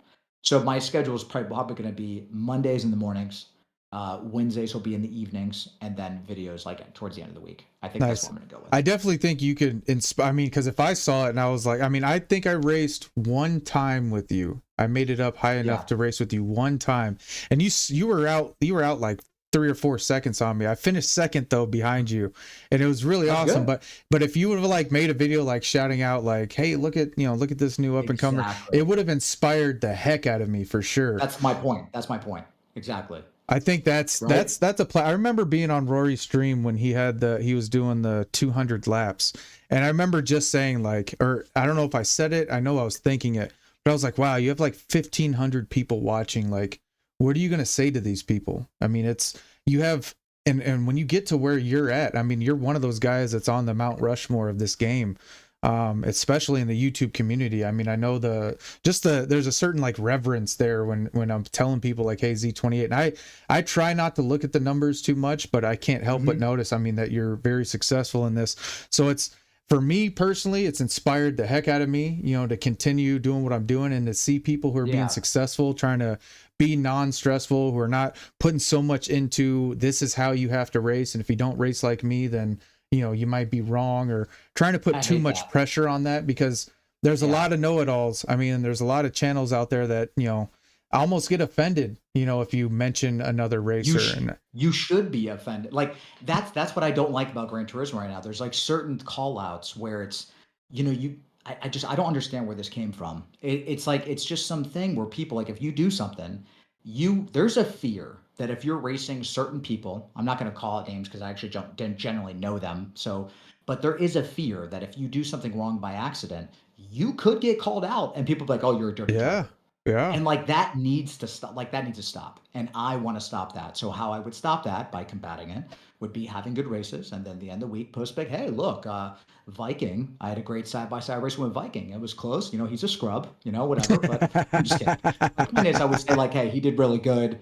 We had a good race. I had a really good race with Juby. I had a good race with Just Dio. You know, LVP, Grigsby, the people in chat. If I had a good race with you guys, I'd be like, oh, hey, look at this. Look at this side by side racing he did. You know, and that would just be fun to see your name broadcasted, and it would give you something to look forward to, opposed to like, oh man, I hope I'm not going to be portrayed as like a loser this week. Oh yeah, that's You know, something like that I would want to reshare and have others reshare. You know, that's that forever content, you know, and I think exactly. I mean that's the whole mission behind the wheel is, you know, we come up with these names, we come up with these channels, and not a lot of times are people going to go back to kind of watch who you are or why you're here. So I think, you know, creating some kind of, and I call it forever content that people can go back to and feel good about, you know, that I get a lot of people telling me they listen to these, you know, on their car rides, and, you know, that's kind of what podcasting does. But I've always been a storyteller. I've always been trying to find out, you know, kind of what makes people tick. My degree's in psychology, so that doesn't help.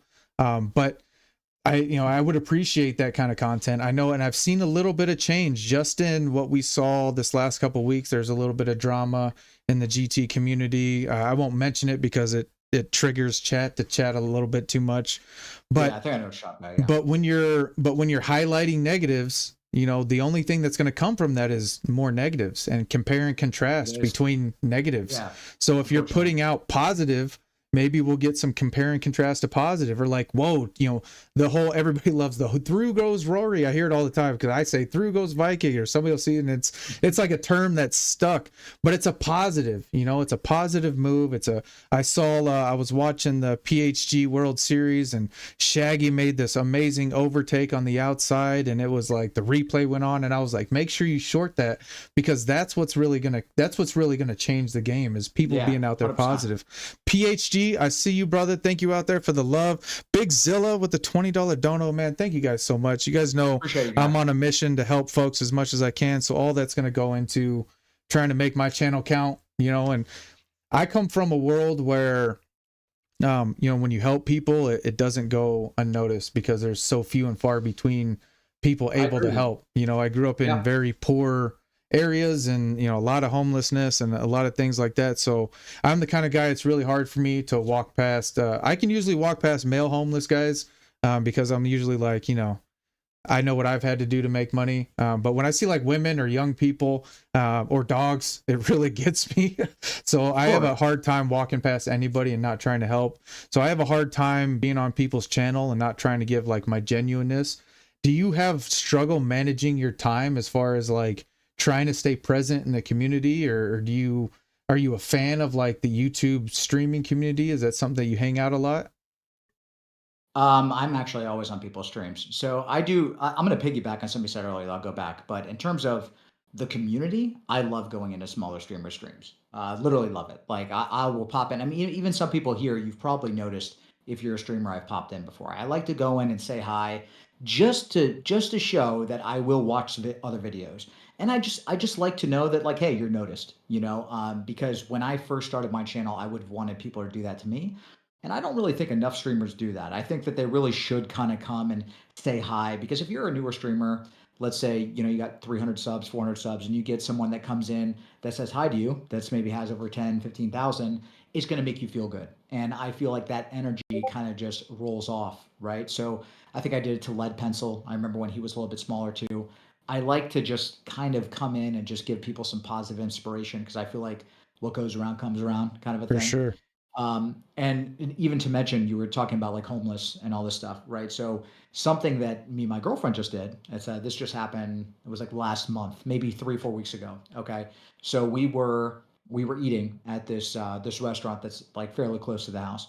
And there's these two homeless people that are always outside. They're always there, just like trying to get, whether it's food, it doesn't matter. They have a dog. They have a dog like Athena. So it's an American bully. That's what she is.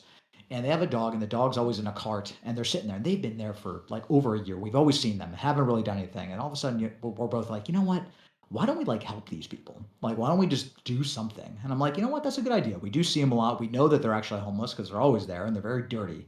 And it was really, really cold. So it's been kind of cold in Florida recently. Today it's kind of cold, but this particular day was like 48. And if you're Floridian, 48, you might as well just snow. Okay.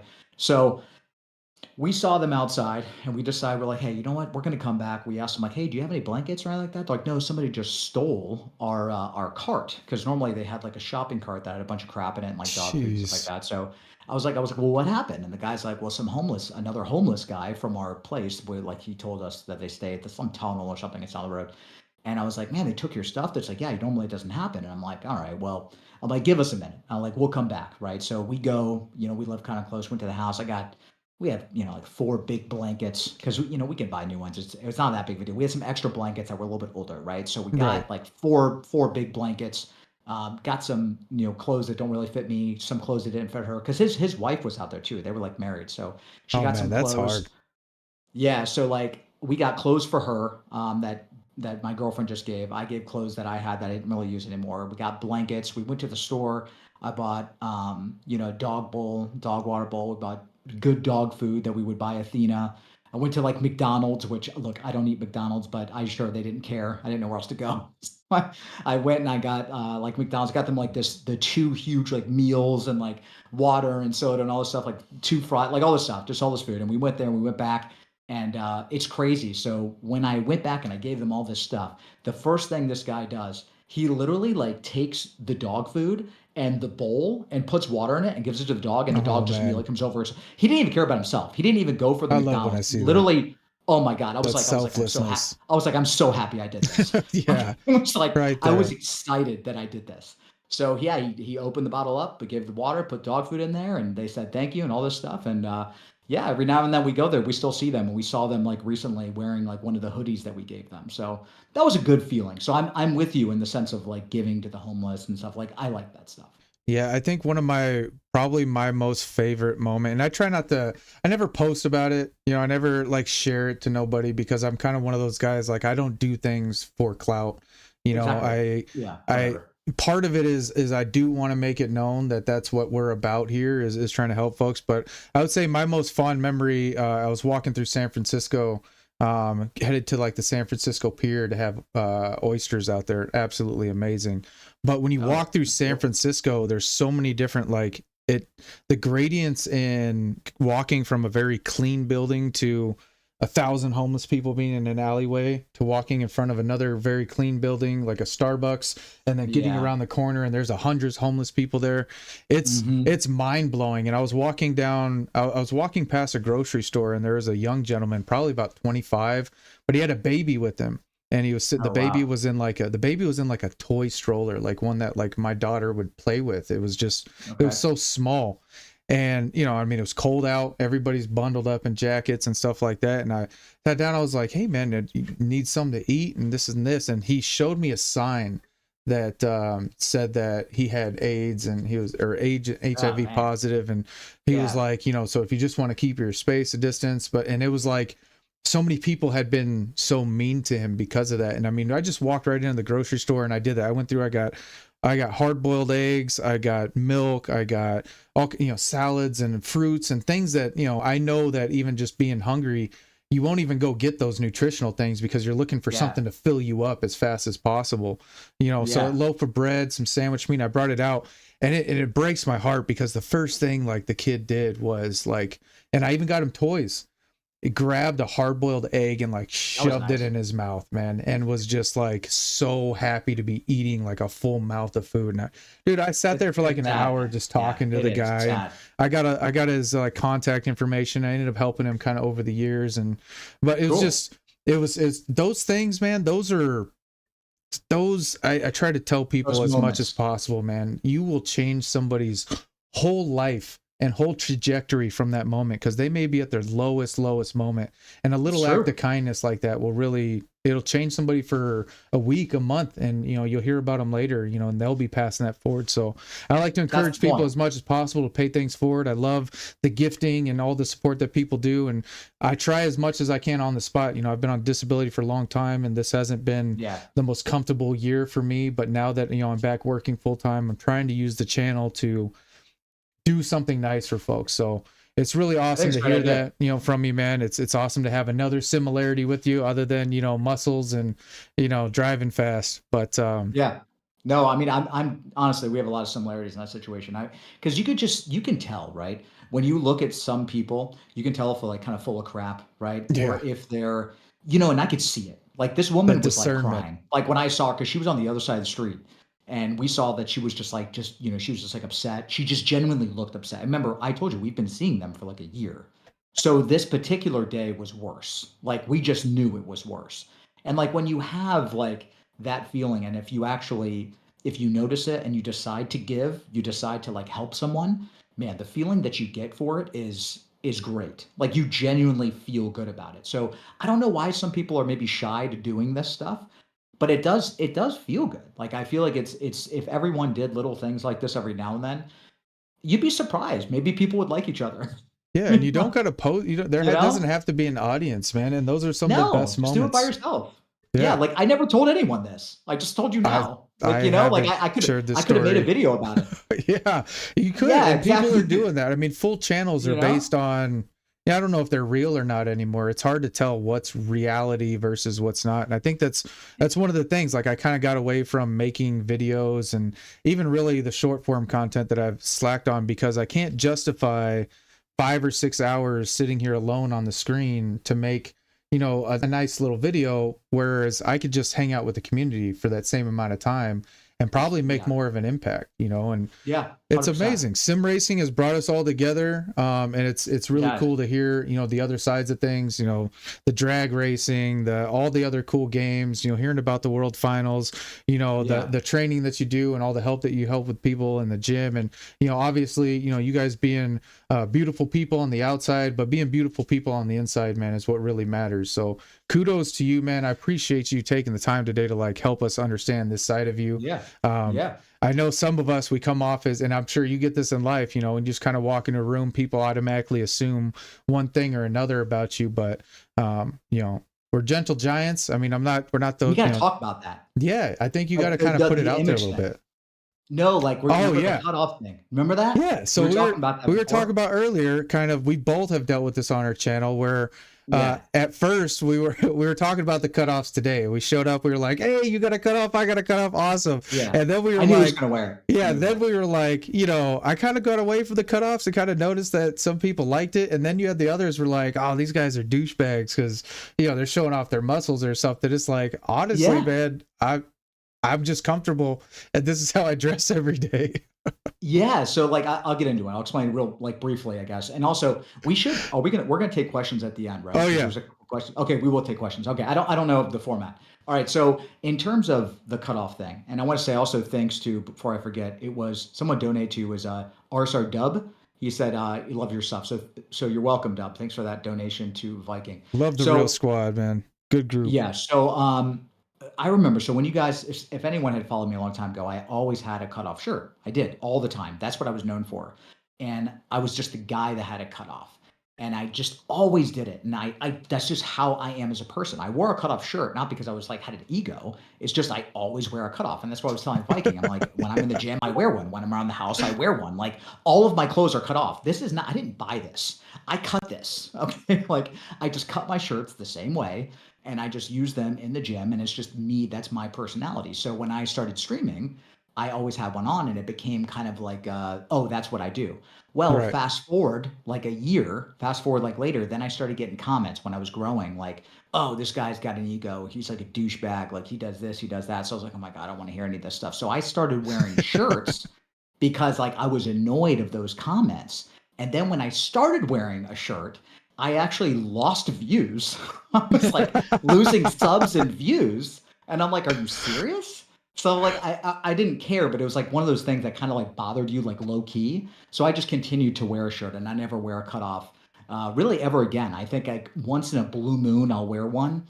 but that's the reason, is because I don't want people to think that I'm some arrogant guy. And the reality is, I'm uncomfortable wearing a shirt when I race. I get I don't sweaty, like man. wearing a shirt. I get sweaty.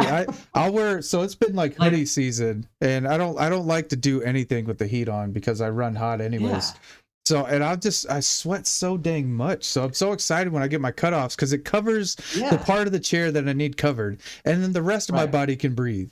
And that's just for me. Yes, it's like, dude, it's for me, bro. It's And not. it sucks. It sucks, right? But if I was like 115 pounds, nobody Love would you, say Eric. anything. Be cool. No, yeah, You know, it's yeah. perfectly fine. Yeah, I mean, I see. It's funny because like WRX, he streams without a shirt on. He just runs Cool. full no shirt, and I'm like, that's awesome, dude. Like, I don't Whatever you know if want, I dude. could, I don't know if I could pull it off. And then I know you've seen like the bodybuilder guy. I forget what his name is, but he's like a legit bodybuilder. I mean, he's probably sitting. I don't know how tall he is, but I'm assuming. Let's say he's standard height. He's probably pushing 240. That's Easy, big, just dude. That's big. solid. Is this Sim Racer? Sim Yeah, Racer? yeah, and he races on like full Oh, feedback. good. I think he does iRacing, but I forget his I gotta name. see It's this like guy. Muscles and Sim or something. If anybody knows him, please shout his name out there. But Yeah, he's see what it is. I pretty don't know what that is. popular. But I That's mean, cool. he Okay. puts things at full force feedback, and then he's just like, "Urgh," you know what I mean? I would actually So watch that. I would watch it too because it's kind of cool, man. Like I like Oh, know that's those really guys, and cool. they don't do many Yeah. things in life. You know, they can barely wipe their Yeah. butts. But No, yeah, bodybuilders are. It's like, I mean, unless you want to do it to be a pro, like what my girlfriend does, like yeah. you don't want to walk around It's a like that, tough man. You life. can't throw a football. Yeah, it's Yeah. rough. Plus, a lot of gear. When I got That's a lot of heavy, gear. I got my heaviest. I was walking around like 225, 230. And I mean, That's I was pushing 20 inches and just I couldn't breathe. That was the worst Yeah. part is I couldn't breathe and my knees hurt Yeah. because I was carrying so much mass. And it was just I've never Yeah. been a That's rough, man. bodybuilder per se. Like I've just always tried to be a performance athlete. Exactly. But Functional yeah, strength. exactly. So, and Yeah. I mean, I'm not going to say that I don't work out my arms because I don't like my arms. And I'm not going to say that I look better in a cutoff than in a t-shirt, but I will say I'm more comfortable in a cutoff than a That is my t-shirt. point. And, Yeah. and so don't It's judge true. me. Don't judge me. Exactly. I hate it. So anyway, it's a funny thing, but it is true, and that's the reason. You know what? I might start wearing cutoffs. Okay, I might start doing it again. All right. This Just bring conversation cutoffs just back. motivated me. We got to Yeah, bring bring the it back. cutoffs back. It's like a Holy new smack. thing. Did RSR Moto, I see you. RSR. Hey, RSR has been putting in work, man. I appreciate you guys so much. You guys are making the chat pop, and everybody else is coming in here. It doesn't go unnoticed. We're having an awesome conversation. We're talking cutoffs. So if you're in your cutoffs, we should start a Discord cutoff shirt. I've been trying I'll start a whole new team, like cutoffs, like cutoffs. CO. What can the initials be? How would we do cutoff this? racing. Let's see. I don't know. We got to think of chat. You got to help us. I mean, what are we gonna Chat, do? we need I'll make a new team, new racing team. make cutoffs great again.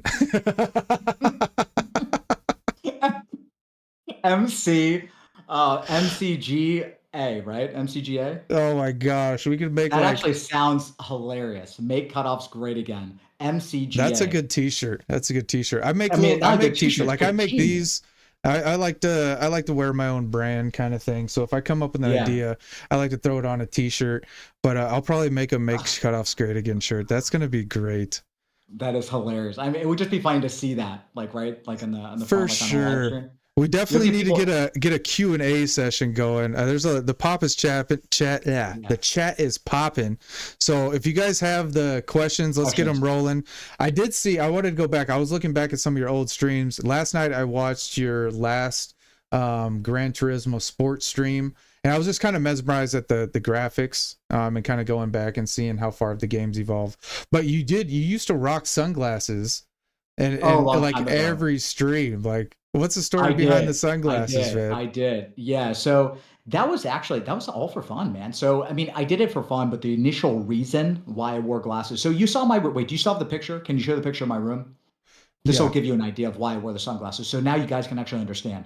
So the picture of my room, if you see the setup. So before all the walls were white. Okay. And I didn't have this soft light that I have on this left side. So I only had this light that was here. And the camera that I used to use it wasn't far like it is now. It was actually like on this ring light. So that actually had to be closer because the camera was worse because it was like a webcam. So the webcam couldn't pick me up unless the light was closer. So the light was like on my eye, and it was like it would bother me. So when I would stream like this, and my eye would start getting like red. It would be irritated, like dry. So I was like, ah, screw it. Like, let me just put some Ray-Bans on, you know? So like I I have my Ray-Bans and I put them on and I was like, dude, this is great. Like I actually liked it. And I bought these other ones. They're called Gunners. I have Gunner glasses, but I looked way too much like a nerd with the Gunners, right? So like I didn't want to wear those. I still have them. Those are the ones that kind of form to the head a little bit more.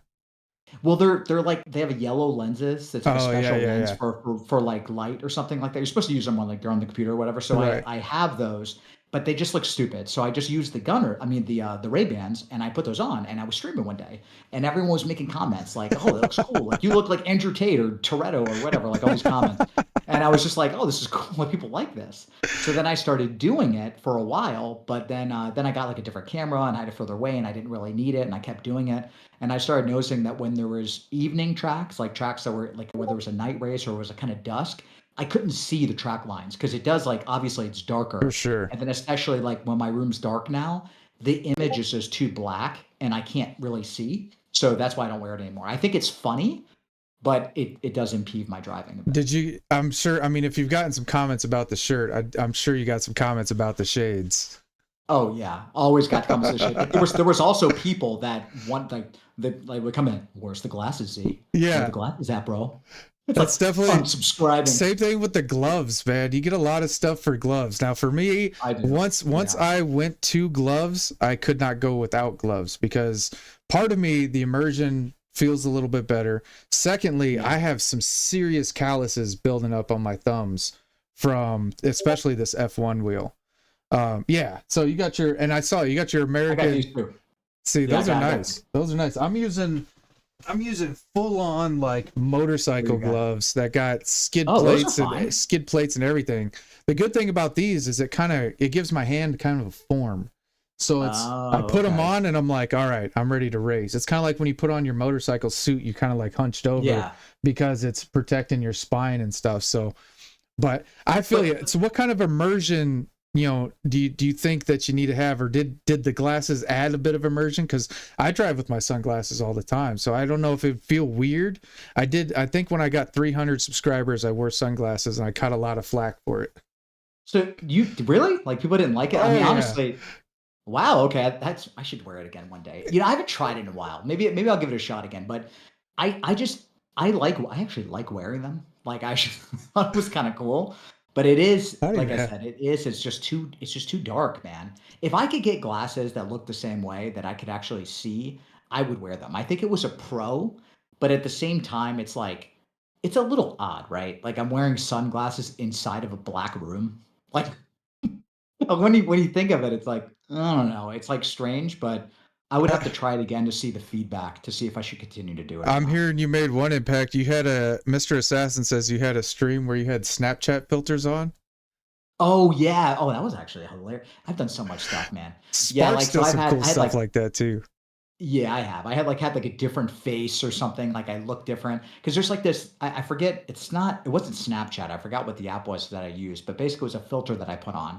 It would make me look like a different person. It can make the background look different. It can make you look like old or young or whatever. And I would use this just for fun, for entertainment. And I didn't keep it around because, you know, I always base it on like the audience, like the feel of it. And that's when I was trying to re-identify myself, kind of like I was kind of getting like slowly. This was during the time where I was on a break, really, right? So I would just randomly stream and I would like come back. It'd be like 2 months and I would stream and I would try something and then it wouldn't go well. And I'd be like, okay, let me just come back and try this. And then eventually when January rolled around, like now I was like, you know what? I'm just going to be myself. I'm going to start it and we're going to go with it. So when I was doing all that stuff, that was me trying to like re-identify fun things that I thought maybe the chat would like. Yeah, I think Sparks does an amazing job at like creating like interactiveness, but he's also like a software developer, engineer, or something like that. So that's something that he does. But he has like the bald head and then he'll have the glasses. I know, I believe it's Plaka Plum who does like he does like the glasses all the time. So it's kind of like an image for him now. For the longest time I didn't even realize that that was a filter. I thought he was really wearing. I thought he was really wearing some glasses, but that's the same thing that I used. Whatever he's using, I had an option for those glasses. I just want to learn how to get like a little Viking on my screen. I know 𝙃𝘼𝙑𝙀 has cool graphics. A couple guys have some really cool like you have the sounds. Like we have your Stone Cold when you bust in. Oh yeah. I think that's kind of like your signature now when you come in. Is wrestling a big thing for you? We've had some good wrestling talks. Okay, so old school wrestling, like, the whole like Stone Cold. I used to watch like Hulk Hogan when I was a kid, like the Ultimate Warrior. That was all stuff when I was a kid that I used to watch. So nowadays, the newest wrestling, like I've watched it occasionally, like the Royal Rumble, but I don't know, the guys they're not as jacked as they used to be. No, they took steroids out of it. And I don't know why. Like, let them use steroids. Like that's what built them. Yes, like I used to love it because like Ultimate Warrior, he was probably on like 500 milligrams. Oh yeah. Oh man. All those guys back in the day were huge. Oh yeah, they were taking some massive stuff, including obviously like Dwayne the Rock and all. They were on gear, and I liked watching it because I was like, oh man, these guys are jacked, and like it was cool. Now I watch them like, dude, this guy like rides bikes. Like, you got like Jake one of the Paul brothers is out there. I was like, come on, man. And then who's the one guy who made the transition from WWE into MMA, fought in the UFC like 1 or 2 fights, but I don't even know how he was. When I found out he was in the WWE, I was like, why? Like that. Yeah. I've met those guys. I was working at a bar one time in college, and they had a show in Tucson, and they stayed at the hotel across from the bar that I worked at. And it was like we made amazing like burgers. It was a really cool restaurant. That's cool. And like we're sitting there and we get cleared out. The management comes out, they clear out the bar, and we start cleaning. These guys had a $25,000 alcohol tab, and we were supposed to serve them unlimited food. I remember we ran out of meat that night, but I met the Big Show that night. And I mean, I remember him like walking in and like gave 2 girls a hug, and they disappeared. Like they went to take the picture of them, and there was no people. We met like John Cena, a lot of these guys, and they're just, I mean, these guys are 7-footers, man. And they're big, dude. Huge guys walking around 280, 290, 300, 350. Massive. Absolutely insane. It was wild because like we had to like stand at the door, and it was kind of messed up because they only wanted certain girls in there, and it was like whatever, they can do what they want. Okay, like I know what you mean. I know it's like kind of messed up, like the profiling. It's pretty messed up, man. Listen, these guys are loaded. Like, I mean, look at them. If they're taking what they're taking, just let these guys do what they want. Whatever. I'm not going to stop these guys. Okay. They're gonna have heart attacks real early in life. Let them live their life. It's a lot of. It really is a lot of gear, though, man. I definitely think old school wrestling was the heyday, man. When you had like Undertaker versus Undertaker, you had like, that was cool. Yeah, Undertaker. Those were good times, man. When you had Stone Cold coming in and damn near killing folks with his driving the beer truck into the stadium, and just awesome. had that's when I watched it. Those were good times. Now it's like now it's a skit, and I feel like it's funny because I feel like they're trying to make that danger a little bit more like, hey, we have danger, but people are really getting hurt. And what good videos are is to watch like the lower level wrestling leagues. I just watched a lady get pedigreed, and I mean, bless her heart, but snapped her neck. Like oh my god, supposedly she just didn't survive. But I remember I had the last ride done on me when I was a kid, and I remember like running out of breath and like looking at my buddy above me, like trying to figure out if I was okay. And I have PTSD from wrestling moves, man. Oh, really? I can tell you really like wrestling. Wait, you said you wrestled? I wrestled. I really wrestled. Yeah, I wrestled folk style, Greco, and freestyle, and I had a pretty good career, man. Pretty good career. Few state championships, and I won state in track and the 4x1. Competed in the 200, and then I played football 14, 15 years, man, all the way into college. I played a couple years of semi-pro, and then I was on my way in the MMA. I was doing really good in the amateur circuits, and I was scheduled to fight a really big fight, and I wrecked my bike 3 days before that fight. Never fought again. I was 25 years old. Spent 28 days in ICU, degloved my right knee, detached my PCL, broke both my wrists, both my thumbs, road rash all through my body. I hit a car at a very high speed and got projected about 75 feet into the air, and I flew about 125 feet. Like I went over a telephone pole. And because I was preparing for that fight, like I was literally leaving work to go to a business meeting at another site, but I had brought all my gear with me, and I rode bikes full time. So I was on a CBR 929RR, but I had a big duffel bag. I had my shin guards, my headgear, my gi, bunch of, my training mitts, my, sparring mitts, different gloves and wrestling shoes, all stuffed into this bag, wearing it like a backpack. And I mean, I looked ridiculous. But when I landed, I bounced off that bag and I took out prickly pear after prickly pear after prickly pear. So I had needles embedded in me, like in every area of my body. When they put me in the ambulance, I couldn't put my legs together because those needles were getting pushed into places that weren't very friendly. They spent about 8 hours just pulling needles out of me, they said. But that's like scary, man. That learned to walk twice after that, because I had the trauma heal, and then I had to have my PCL reconstructed, and I never fought again, man. But I immediately got into coaching, and that's kind of where I'm a master elite certified personal trainer, and a bunch of certs in a bunch of areas. So much better coach than I was ever an athlete, to be honest. Yeah, well, I mean, I guess it works out that you're a coach now, but that's one heck of a story. I mean, I love it. Scary. I appreciate it, man. I'm blessed to be here. Every day past that has been, a true blessing in my life to just walk earth, man. And so that's why that's kind of where the positivity comes from, man. I've hurt too much, and I nobody else needs to hurt in life when they come across me. I want it to be all positive, man, all gaining. It's funny that you say that about hurt, right? So this goes to a lot of people, like, and I'm going to answer this question too. And chat, don't forget. Are you seeing the questions coming in? I was just going to set a reminder. Yes, any questions that you have, you can go now. I do see one from Alex. 100% deal. But also, like, in terms of, you said, like, when you go through bad stuff, right? So a lot of things for me as well have happened, like bad things, hard things in life, things that you go through.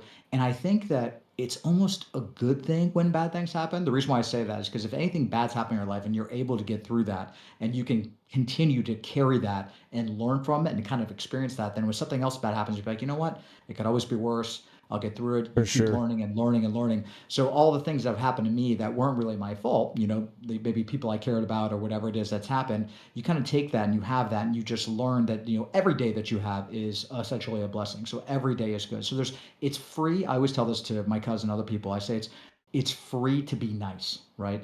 It doesn't cost any money for me to open a door for a stranger. It doesn't cost any money for me to, so I always like to do that. Like in the gym, if someone asks me like help with something, I help them with it. I don't care, whatever. Yeah, they're technically wasting my time, right? Because I might get in a 5-10 minute conversation, but I genuinely want people to, do better or feel better. And that's how I feel about sim racing, talking to people in discussion. If I can help you be a little bit quicker to make you have more fun in the game, I'm going to do it, just because I feel good doing it. And this is a whole thing. Like when you get to know someone and how their personality is, you can kind of tell that maybe that's how the person are. These are the things that they like to do. You kind of agree with what I'm saying? 100%, dude. 100%. No, it's how it is.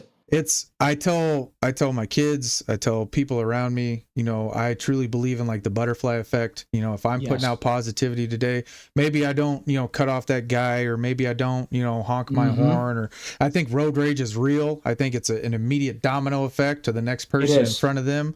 Especially being a guy who rides motorcycles. Like I'm constantly trying to be aware of things like that. But, just walking into, work and giving somebody a compliment. We have this thing at my job. I'm a site supervisor for a residential treatment center, so I work with a lot of at-risk youth, and we have this thing where we do 5 positives to every negative. So anytime we redirect somebody, we try to give them like 5 compliments. And it's funny because I say it so much that I carry that rule like in my life. So even with my kids, when I have to be hard on them or something, I try to give them like 5 compliments throughout the day to try to just redirect that. And hopefully when they go out, they're kind to their teachers that morning, and maybe she's having a rough day because she was late at work, and maybe she goes home, and different things, then I think that domino effect is real, and it's very relevant on this YouTube platform, because you can, and I tell you see people who don't necessarily respect a host, or they might be getting too pushy on coaching topics, or they may not agree, or they may feel like you may have overlooked them or something, and then they put out a negative comment, and you'll see the chat will have a chain of just negativity, 100%. And it's because they're going to defend the person that they like, for sure. So and that happens. So that's what sucks. It sucks when you have somebody come in, So a lot of the time, I'll actually like remove people. Like I'll ban them from my channel. Like if someone, even if they say one bad thing, and I know that sounds crazy, but I just don't want any negativity. Yeah. Like I don't want any of it. Like as if you're the kind of person that would come in and just say something negative, just probably just don't like you. Like I just don't like people like that. I don't understand like why you would just be nasty to someone that you don't even know. It's just strange. It's a strange character Yeah. trait. I don't like dealing with it. So I try to I be as call nice it as I can. I call it beta bullying. You know, it's kind of Yeah, like it's weird. why are you taking the time out of your day to do this anyways? Because that's a waste of your Yeah, time. And then you're wasting the time of everyone's. others that have to kind of focus on it. And it's kind of one of those like, it's almost better if you didn't say it, dude. You know what I mean? Yeah, Like, yeah. So just get rid of it. let it But be we're going gone. to the. Let's I'll get answer some the two questions, man. questions. Yeah. Yeah. So question Z28, what is your point of view on the dirty driving in the dailies? Like for myself, I lost due to getting pushed off by P3 and went from B to C and stopped playing dailies at the moment because of it. Well, honestly, so Speedy, this is how I see that, right? So you're saying that you went from B to C. So if you're a B driver, generally in that category, you have to remember that there's a lot of people that are not that good at B. Now, I'm not saying that you're not bad or that you're not good, but at that B level, BC, you're going to run to a lot of people that are just not that skilled, and you're going to run into a lot of people that play on controller. So you have to give people the benefit of the doubt. You're going to get pushed. And it's part of, I did a beginner to A plus series where I went from E all the way up to A plus, you know, starting in the back, and you could see all the dirty driving. I got hit all the time, but you can't let people bump you like as an excuse, be like, oh, hey, I'm not going to like play anymore. So you have to learn. That's part of the learning process, right? So if you're in a B lobby and you're getting bumped, and you know, you should know this, like as an A plus driver, I have this intuition, and you'll see it like live, where I know that if I'm going to take this inside line, or like let's say outside line. So if I'm going around a turn and I'm taking like this outside, I know that this guy is not good enough, either not good enough or not nice enough. He's going to push me wide and I'm going to get mad. That's just what's going to happen. So don't do it or bait them. Go wide and then back off, and then he'll go off the track. You have to learn to like defend bad driving. You know what I mean? Like you have to anticipate that they're going to do something bad, and then you'll get around that. So once you get better and you get faster, you'll be able to outpace those people and continue to grow. But don't give up because of it. And I doubt that they're doing it purposely. Just you're not at that skill barrier yet. So hopefully that makes sense. 100%. I would Um, definitely agree. I remember Rory said something one time. He said, it's funny because it created a little controversy. He said, I think he did a video like, if you're getting punted, it's your fault.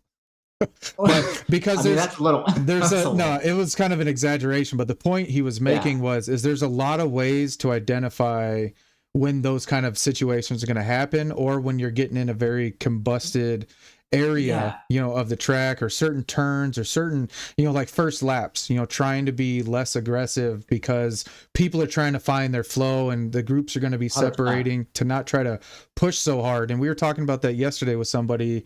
I think it was maybe even Crawler and Led talking about, you know, going into race B and people are trying to pass so quickly. But if you're kind of wanting that cleaner, longer race, that race C is kind of providing that.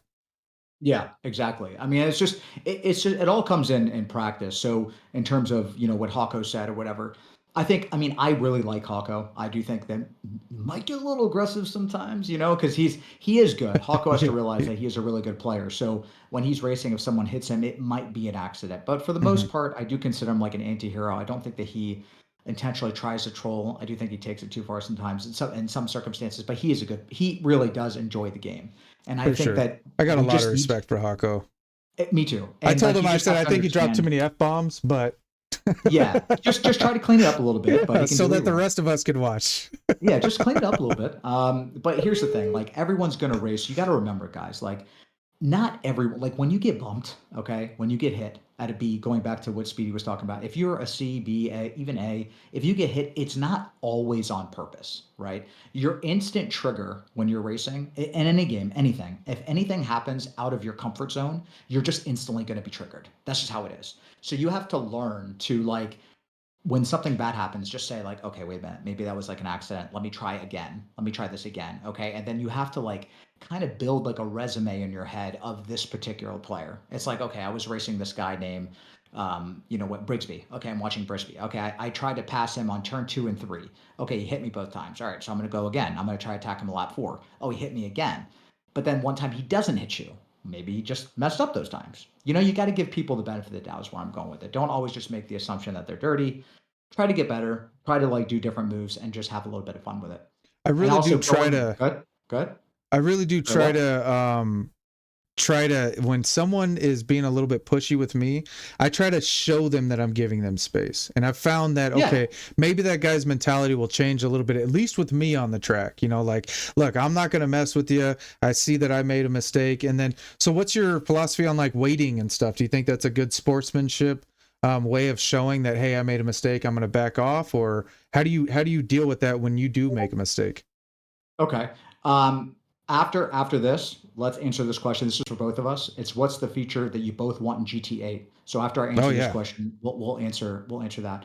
So in terms of like waiting for people when you mess up, that was your question. Yeah. How do I feel about that? So honestly, that's a really tough one because I think that we have to remember that racing is racing. So in general, like if you watch F1 or if you watch real racing, people hit each other. Like it does happen. Like you will be racing and you will bump someone and they might spin off the track.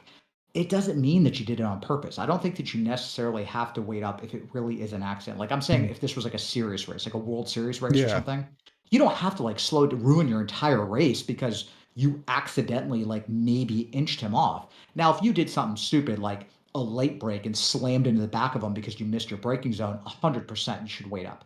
But rubbing sometimes in a competitive scene is going to happen, and not everyone should just slow up all the time because of that. You have to understand that we do you are racing, right? Like it's going to happen. So I don't think you should always do it, but of course if it's something that's terrible, like a crazy late break or like Hmm. you just maybe got a little bit of an attitude and you were understeering too wide and you pushed them off completely, you should. And in dailies, I think that waiting up is probably a good thing because daily races really aren't that serious. So in dailies, yes, but I'm talking about the competitive scene, not always.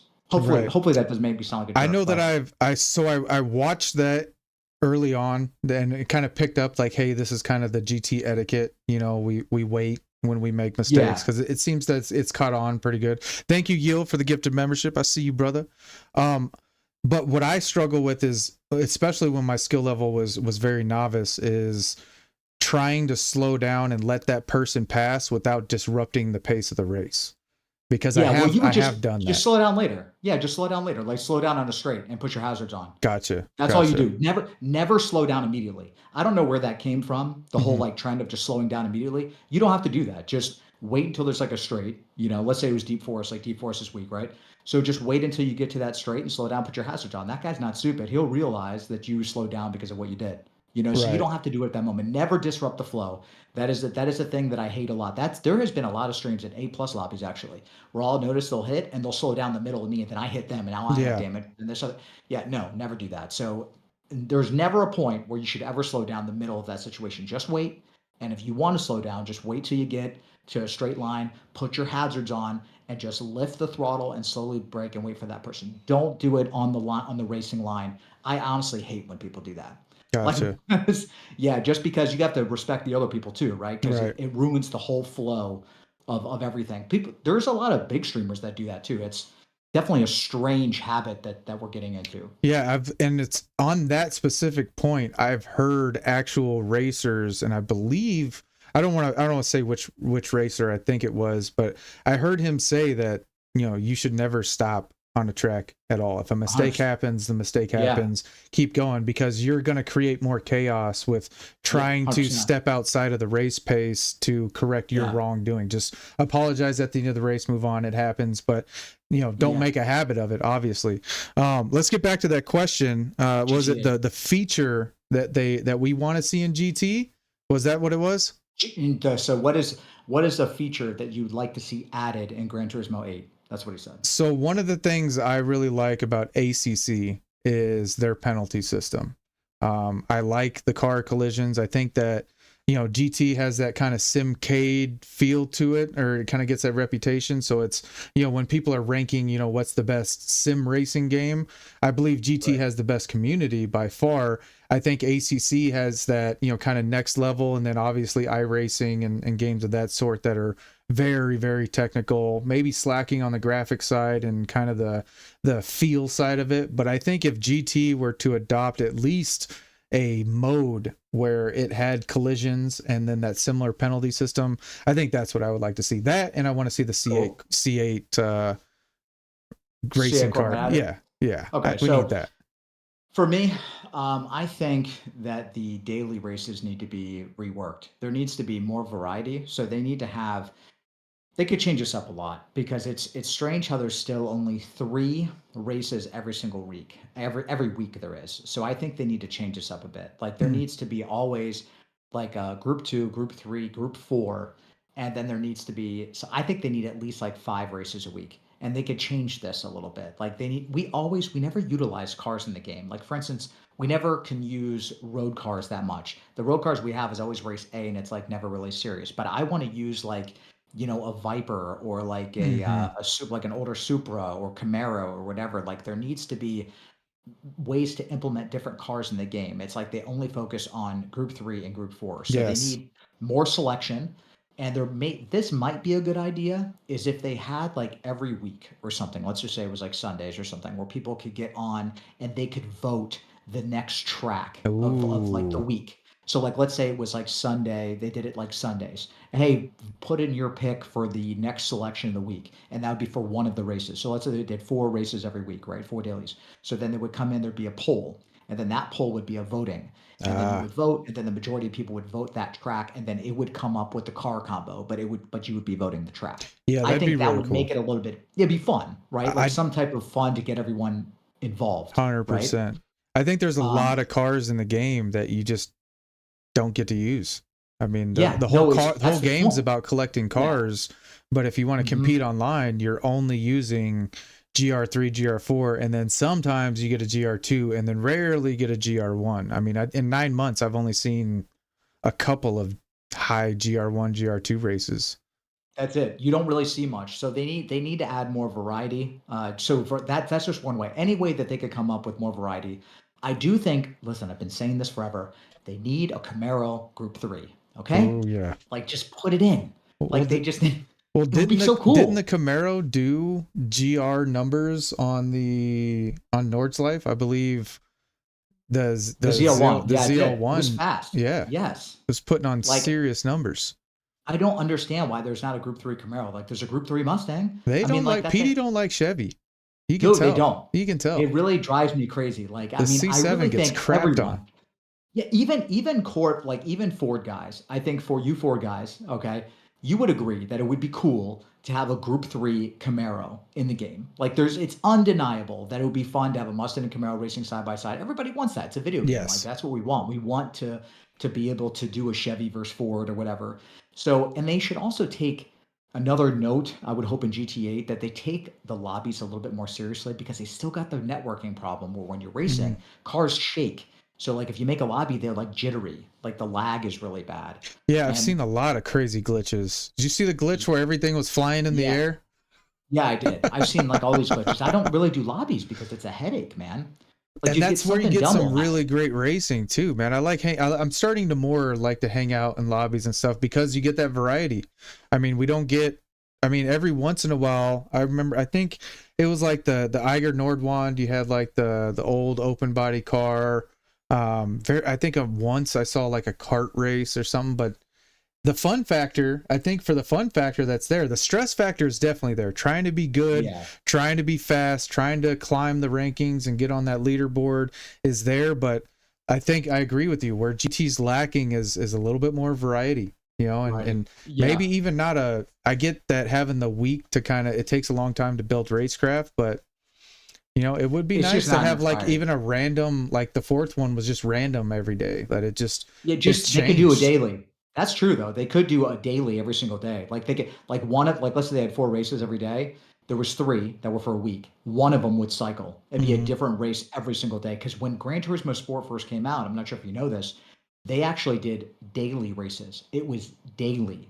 So Monday you would have like Suzuka, and then Tuesday you would have like, Kyoto. Like that's how it used to be. Then they started doing this week crap or whatever. I don't know why they started doing that. I feel like it kind of because here's the problem. By Thursday, you're already kind of bored.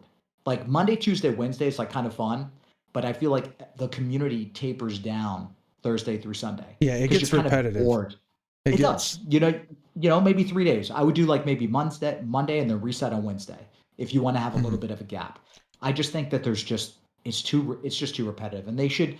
Another thing too, I've always thought about this. Tell me what you think, because are you an A? You're an A driver, right? Yeah, A? yeah. Okay, so I'm like high A, mid A. Okay, so tell me how you would feel, and I think a lot of you guys like watch. I think you would agree with what I'm saying here. So imagine if there was like a way that you can track like a point ranking, okay? A points ranking in the daily races every week, or like, whenever they reset the races. So what I mean by that, okay? This is cool. This is different. So right now they only have, like, you can look at the leaderboard for like qualifying times. That's cool. That's fine and dandy. But the problem with that doesn't show you like how many times those people are racing in that week. Imagine if you had someone who, like, it doesn't matter, you're A, B, C, whatever. So when you race, you get a certain amount of points. So let's say you race, you win, you come in first place. You're an A plus driver, you come in first, you get, let's say, 25 points. If you're an A driver and you come in first, you get 20 points. So those points accumulate in a leaderboard. So the more you play, the more points you get. So like when we get to the end of the week, somebody could have done 75 races that was an A driver. He might have more points than an A plus driver who only did 40 races. Yeah. So you could get essentially recognized for the amount that you're playing and what place you're coming in. This would give you a reason to grind. Yeah. So you could like grind a leaderboard, but hey, look, I'm in like 7th place. You could be an A driver that could be top 10. Yeah, because really now the only way to measure if you're doing well or not is, I mean, Digit has his score out, which is pretty cool. I don't know if you've been to the Digit Edge website, but that's cool to track. And I'll tell you, but what that's made me do is not want to qualify in races that I'm not going to take serious because that'll affect my score. But the only other motivation to race is on the spot placement and then that leaderboard. And then some people, there's no motivation at all because they're not going to be high on that leaderboard.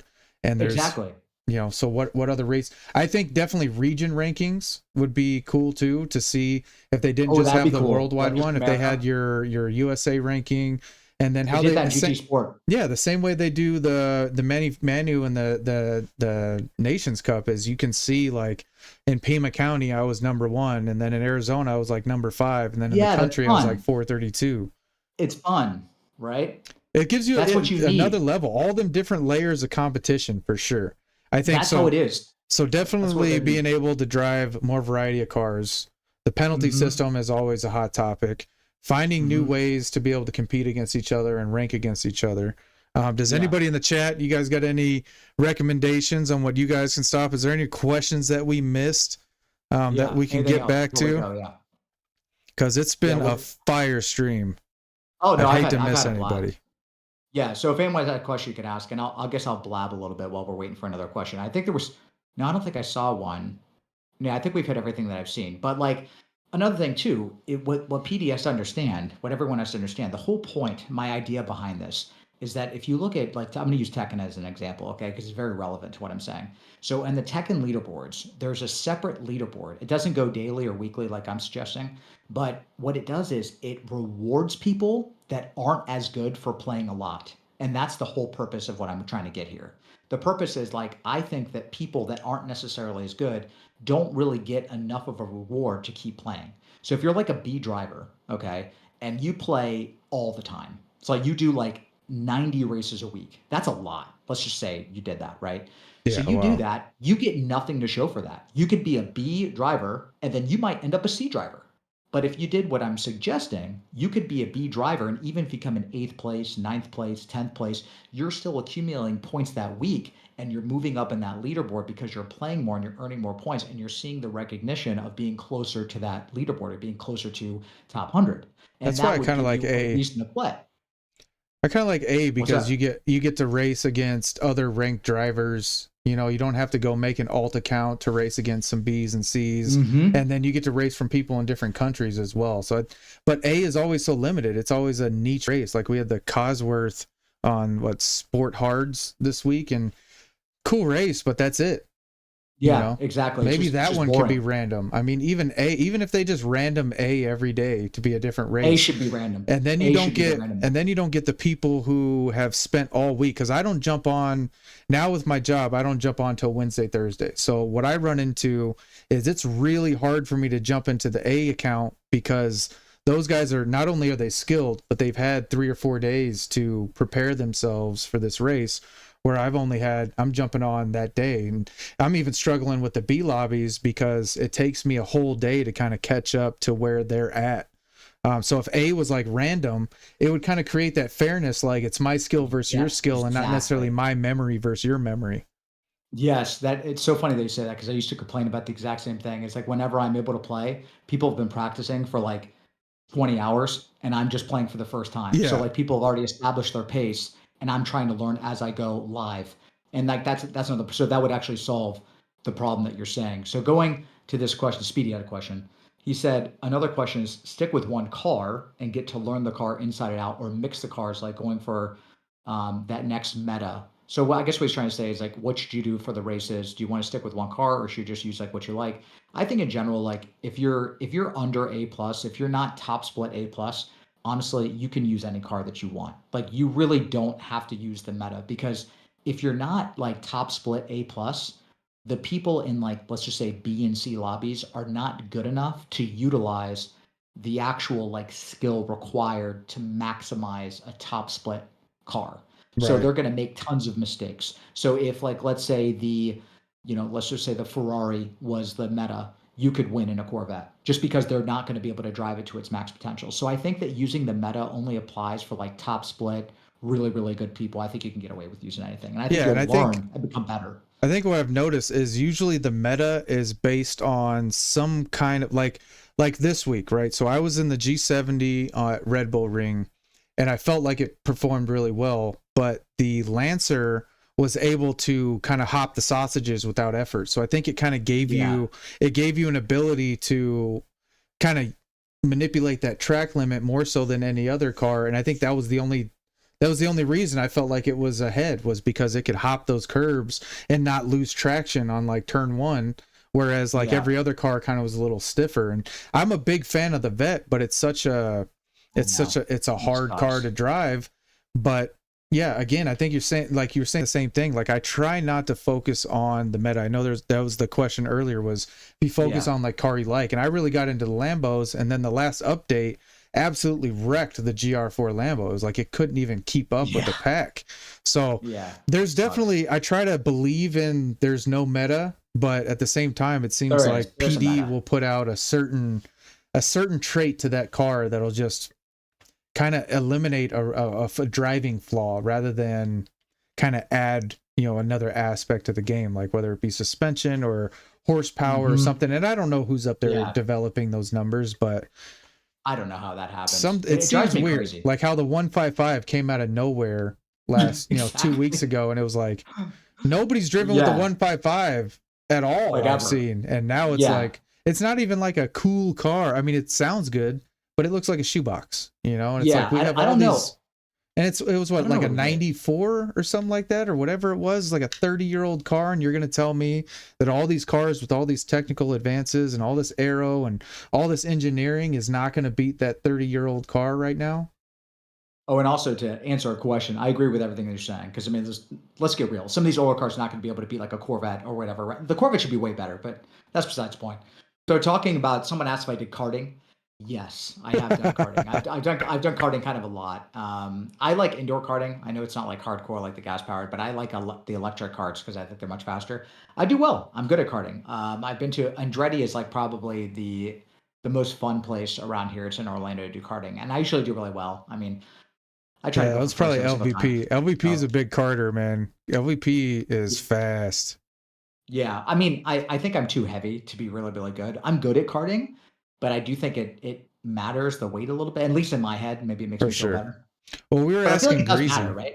because Greasy carts too. He's like the 9-time whatever his region Canadian champion out there. Oh wow. But Yeah, you're he's destroying me. he's very lean, but Oh he's yeah, kind see, of like it helps. Yeah, it it does. definitely helps. I mean, it's got to be like it's got to be like, racing horses or, anything like that. I mean, the jockeys have to be a certain, and I think the same thing goes with F1 and maybe even Yeah. like, Oh, dude. GT racing is, I mean, we've all seen the movie, like they were given Jan issues for being too tall or whatever it is. So I'm sure there's Yeah. a framework for it, but you always got your wild cards.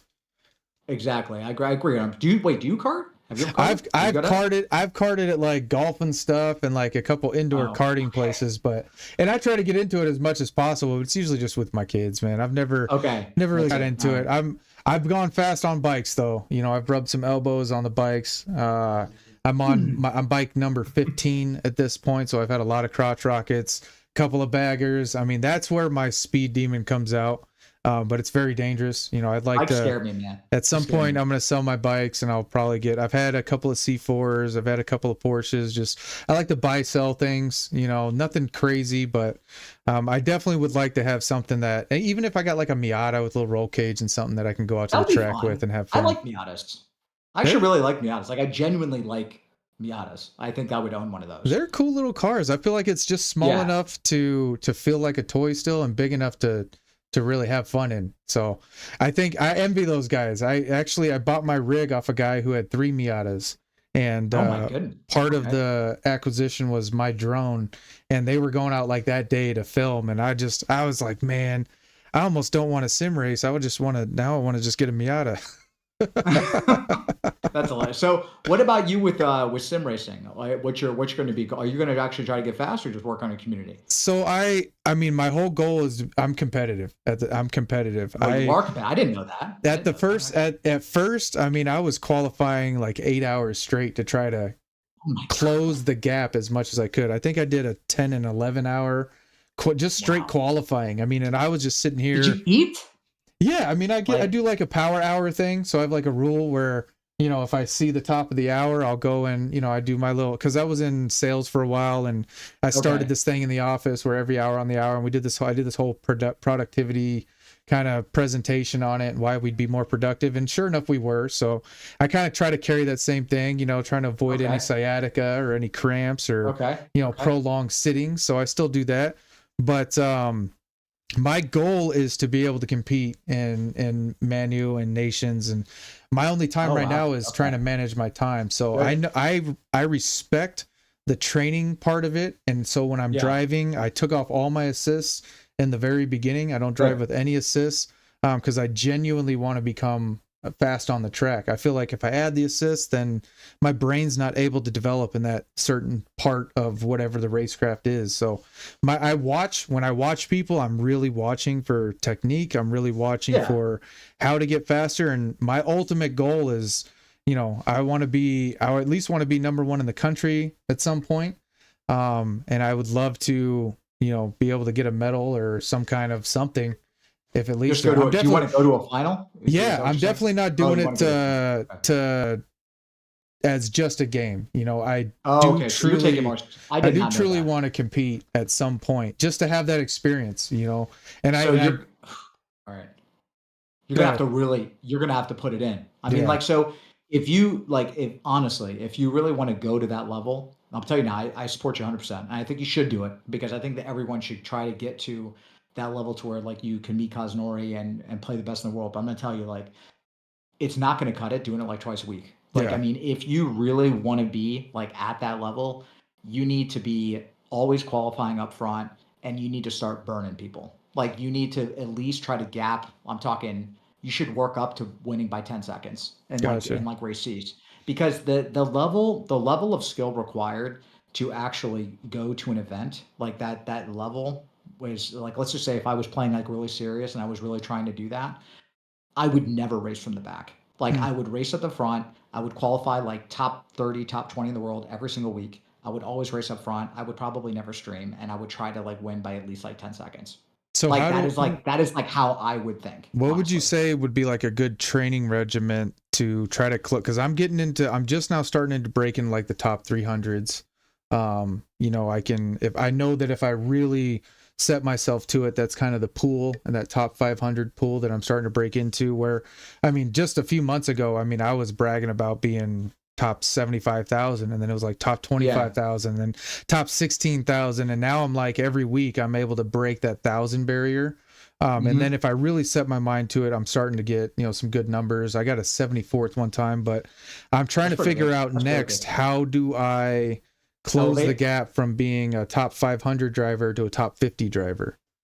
You know, the best answer for that, for anyone trying to get fast, honestly, you have to race with people that are better than you. Like, and the only way, that's the only way you learn. That's the only real way to improve. So you can just spend hours on the track. You can just race around and qualify.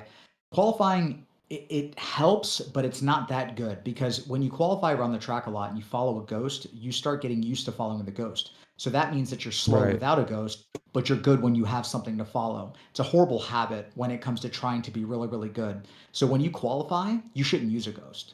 Like, don't use a ghost. Just race. You can watch a replay, of like the #1 person in the world, right? So watch that replay and then go drive it, and then find your line. So you need to have a better line than what they have. Just because he did that doesn't mean that you can't do it better. Right. That's like your concept. It's not like, okay, this guy's #1, let me follow him. Like, no, don't think that way. You need to think you're going to be better than that time. So you grasp what he's doing, you get it, and then you drive, find your line, and then when you race, start up front and learn how to defend properly, learn how to escape, learn how to lead.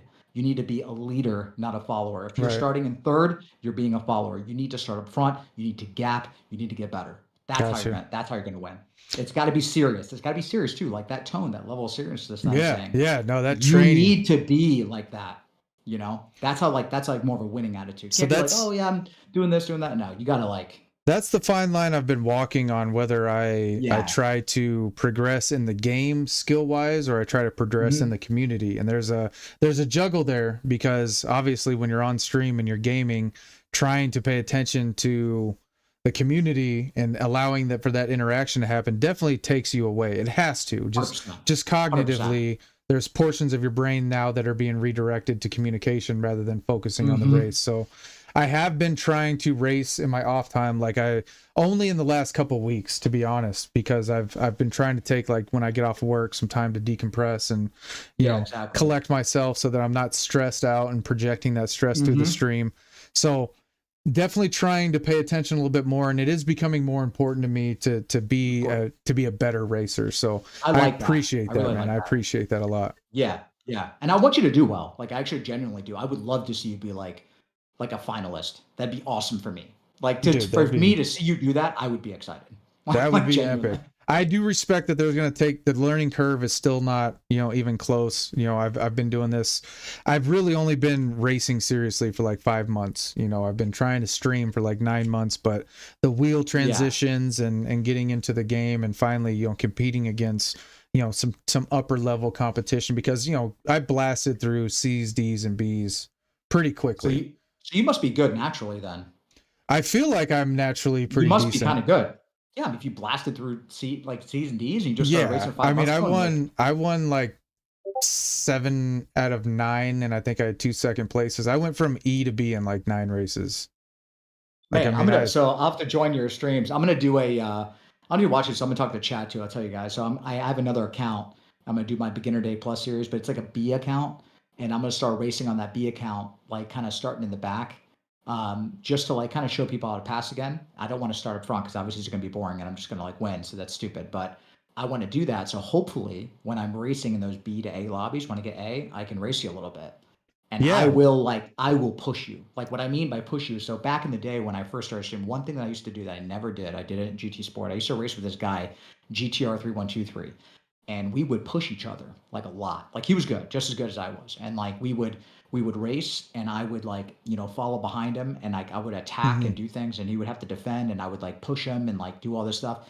And that's how we would train. We would train by actually racing and working together and just kind of beating everyone else and just like passing. And then like he would lead and I would lead, and we would just try to like, he would try to defend and keep me off him and stuff. And that also practices your pressure. You have to be really good with knowing that someone's right behind you, and you have to build that trust that when you go on the brakes, the exact moment that that person's going on the brakes and they're not going to hit you, that's a whole nother level that you're gonna get I'm to. starting to feel that. I think I'm Yeah. getting a lot stronger and more comfortable in those little bubbles. I've actually, it's something that it's kind of like I wrote a paper in college, like being in the zone, and when optimal Yeah. ability meets optimal potential, and those two moments meet, it's like optimal happiness, especially for a competitor and an of course. athlete.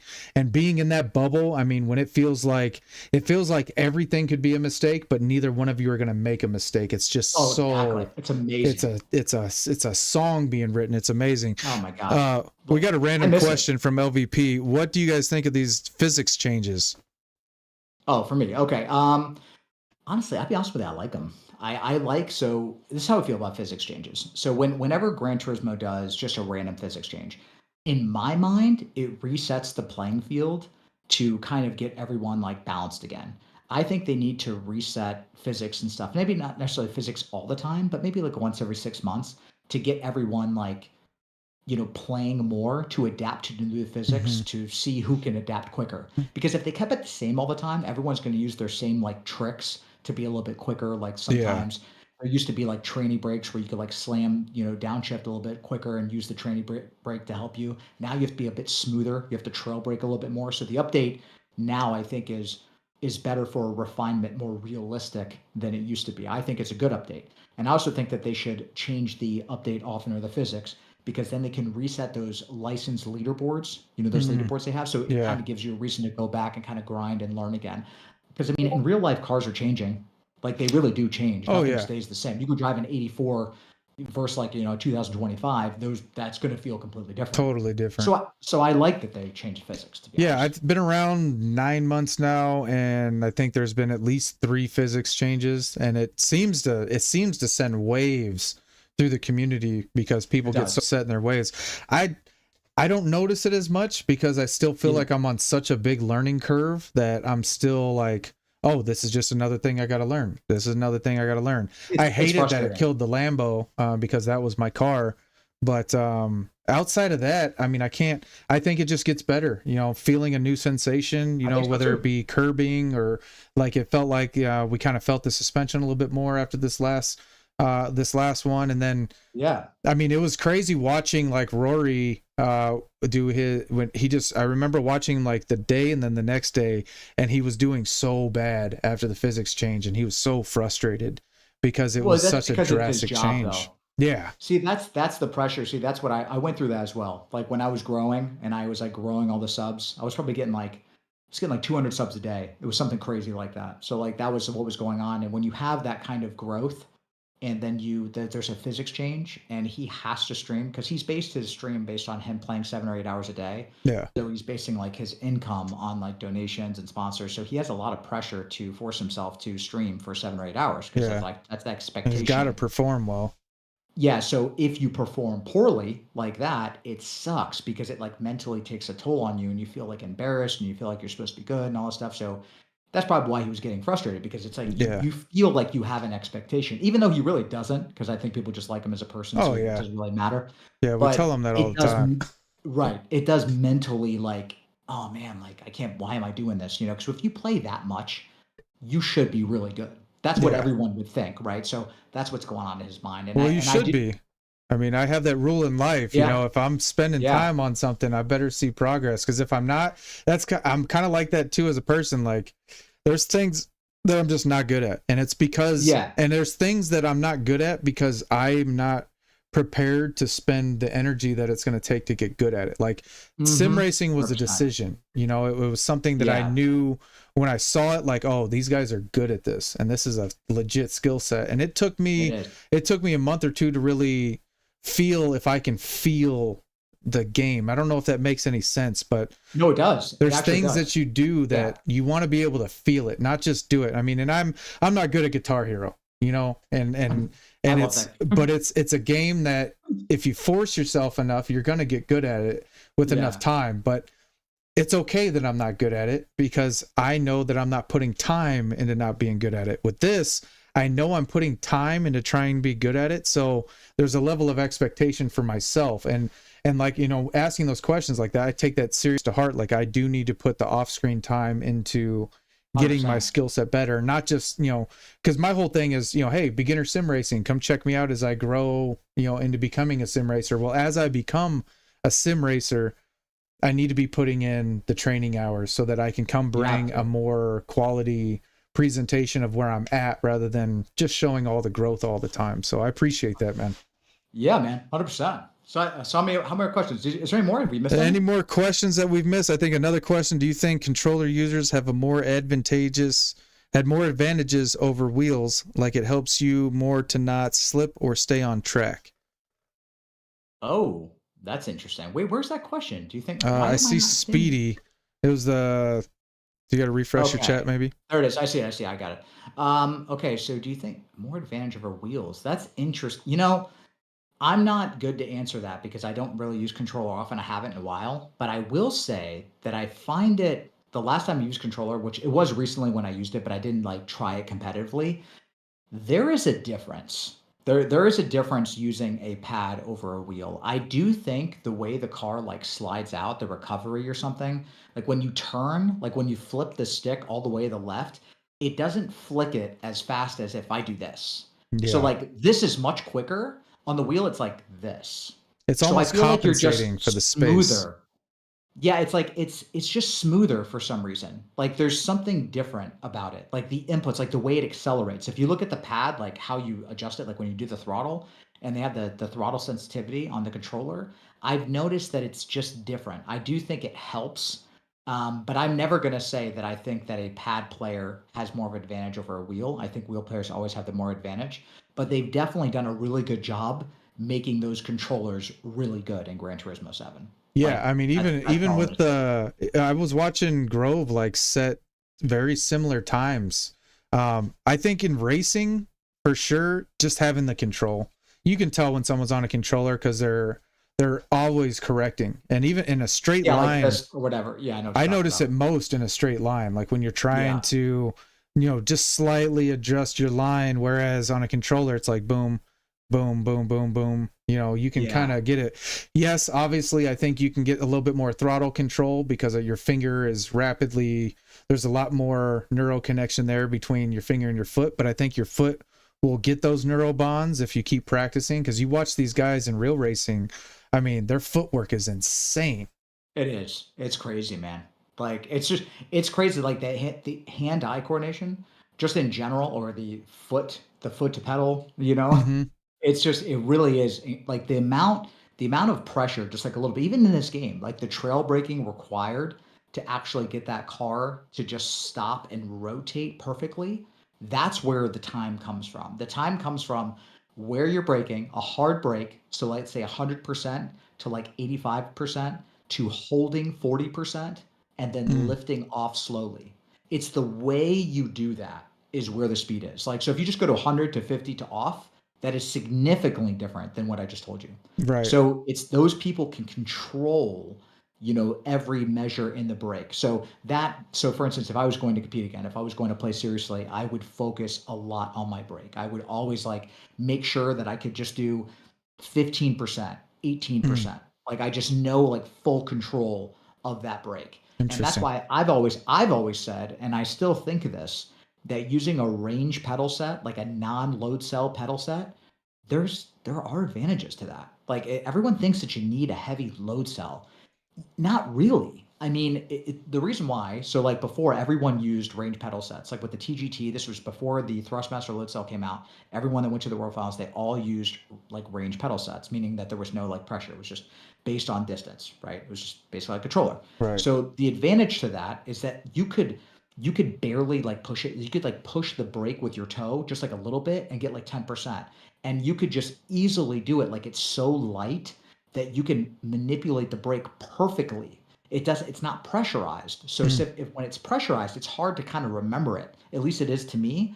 It's easier for me if it's like a range pedal set that I could kind of manipulate just by tapping it.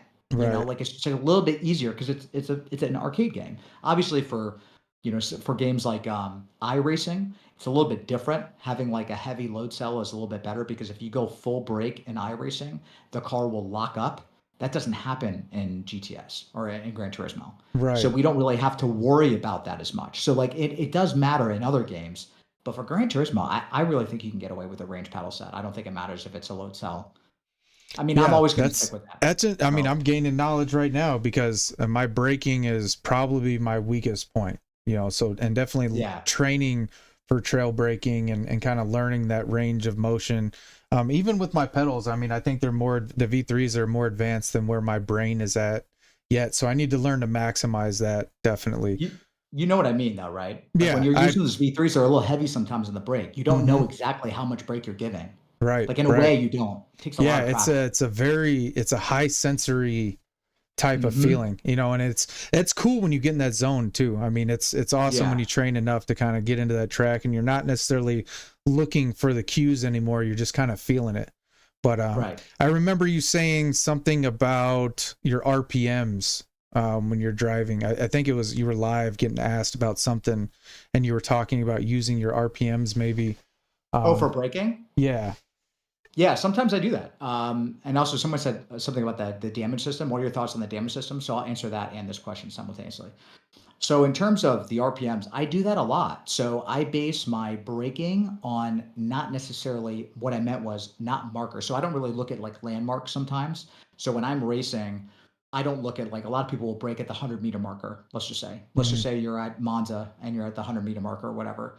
I don't really look at that. I actually like look at the speed of the car and the RPM that it's at. So I know like if I took that exit properly, I'm looking at my speed and my RPM. I know like how much how much depth I can get, where I can brake, how late I can brake based on my speed. And the reason why I do that is because if I'm in slipstream and there's a car in front of me, my speed and my RPM range is going to be higher because I'm going faster. So if Yeah. I based it on braking zone, I'm going to run into the back of someone because I'm going faster than I was. So I always look at my speed and my RPM range. So I know that if exceeded my braking point in the RPM range, I'm like, oh, I'm going faster. I'm going to hit this guy. I brake slightly earlier and then trail brake to avoid that.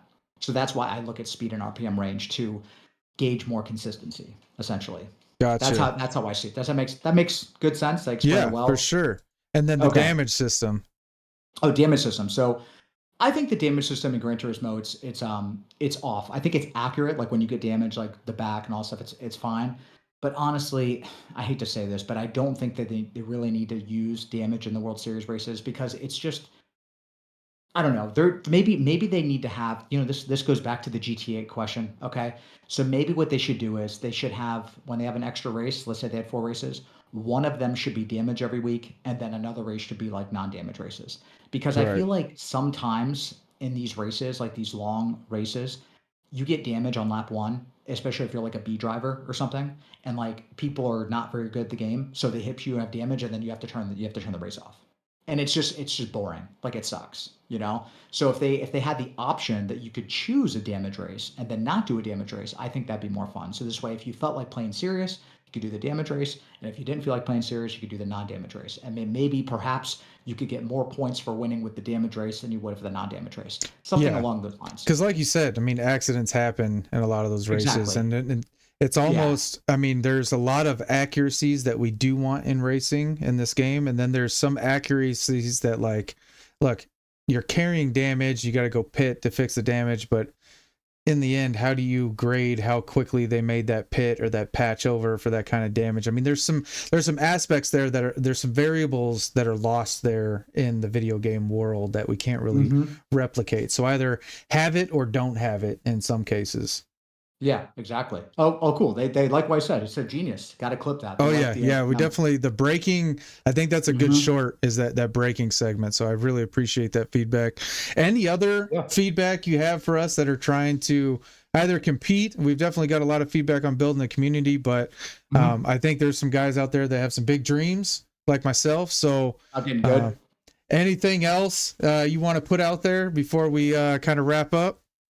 I think honestly, for anyone that's trying to get really good, I think this is probably the best thing I could tell you. If you really true want to be good, you have to sit back and you have to ask yourself, like, what do you want to really do? Like, what do you really want to accomplish? Because there's different goals. So if you just want to be good, and you want to be an A+ driver, that's one thing. Okay, that's fine. We could talk about that. I could teach you that. We're good. But if you want to go to a final, like if you actually want to take that step and you want to see if you can go on stage and compete with the best, that needs to be a serious commitment. It needs to be like, okay, I need to get really good at this. I need to take a lot of time. You're probably going to have to drop other the things that you do in your life so you can actually put more time. You need to take it seriously. You need to stop thinking about, other, like for instance, let's say you're trying to, even a YouTube channel, right? You're trying to grow a YouTube channel. If you're trying to grow a YouTube channel and do a lot of fancy stuff, but also be like the best in the world, it's probably not going to happen. It's going to be hard because you have to dedicate so much time. You have to really focus on your craft. You have to be selfish. You have to Hmm. be selfish for yourself because you need to focus on being good. You have to like hold yourself accountable for being slower. You need to learn why you're not good enough.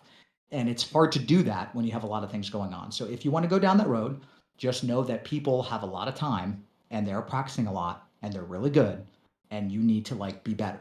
So Right. it's very, very serious. Just take it with like a level of seriousness, right? That would be my suggestion. The more serious you are, the more consistent you are, the more time you put in, that's when you're going to start to grow. Try to have a little fun, but it's not fun on the top area because you're going to start getting frustrated the better you get. It will happen slowly. Yeah. Oh yeah. So just get prepared for it, and have And you got to shave your head like Papa says, so you get their aerodynamics. You need that of course. extra. You need that arrow. Well, I mean, not like me. I mean, I obviously get my hair done. I mean, obviously I have nice hair, but like, the point is for other people that shave their heads, but I obviously, this is great. Heck yeah. Well, dang, man, what a show, man. Yeah. I'm just honestly, my brain is overloaded with all the information. Me You've too. inspired me a lot to, hopefully I can get better. I do have a goal to get to the A+, but I do want to take this serious in my own sense Sure. and see what I'm Mhm. capable of. I do feel like there is it's not a matter of you got it or if you don't, but if you got it, you can grow it. And Yeah, 100%. everybody can grow at their own pace. So it's been an awesome journey, man. You're definitely one of the GT heroes and one of the channels that I love to be on and hang out with. You set off a good vibe. Your community is awesome. They showed out hard for you today. This is one of the best ever behind the wheels. I'm not biased to anybody because all 13 folks that have joined us here just have amazing stories. I always say it's not the number next to your name, it's the story behind it. So I appreciate you coming out here, sharing It your was fun. story, telling us about your lovely girlfriend, your lovely dog, your amazing setup, your life's journey to kind of getting here, all the amazing stories about Manu and Natty's. That just awesome information, man. So I'll give you a Great chance to time kind of meeting, say man. goodbye to everybody and let chat say goodbye as well. All right, guys. Well, I had a lot of fun. I hope you enjoyed it. I have not paid attention at all how many people have been here, who's been here, just looking at the chat. But I did really have fun doing this. I like it. Thanks for having me come on here. I really did enjoy it. I would do it again. Maybe if you get more people, it'd be cool. Maybe in the future, if you had multiple people on there, For I sure. think this could be something that you can grow with and continue to do it and get to know people because it's important to know. I like the whole behind the wheel, what the person's like. I appreciate it. And I honestly love the GT7 community. So thanks all you guys that are here. LVP, Just Dio, Papas, we had Risers here, Santa, all it was awesome. And honestly, anytime you want me on here, if I have the time, I will definitely do it again. So I appreciate you. I appreciate that and all the community. Thanks, man. Yes, sir. Yes, sir. Again, once again, I appreciate you, big dog. The man, the myth, the legend, Z28. We will see you, man. You have yourself All a right, good buddy. day. All right. What a show. Holy smokes, y'all. Another banger. Episode 12 is in the books. What'd you guys think, man? Was that a good guest or not? Holy smokes. What blessings we have had from all the amazing guests, all the amazing communities that have been able to kind of overlap and merge, all the amazing people today that came in and donoed and help us hit our goal 10 for 10. You guys are absolute goats. I look forward to seeing what we can do for our community, what we can do for people out there. If you got anybody in mind, please send them out. I'm sorry that the video's been glitching a little bit lately, but that's something that I'm gonna have to figure out and hopefully can solve here in the near future. So if anybody has any ideas on how I can clean up the channel and kind of stop it from doing that, I would appreciate it. All of you guys that are aspiring to be competitive in this game, you've heard it from the man himself, someone who's actually been there. It's going to take that practice offline. And then for everybody who's growing your communities, keep putting in the work, keep being genuine, keep putting in the grind, and hopefully it pays off for you. I appreciate everybody so much for coming out. I love you guys. I love this community. I love the ability that it's brought me to be able to connect with people all over the world. And I look forward to seeing you guys next time, man.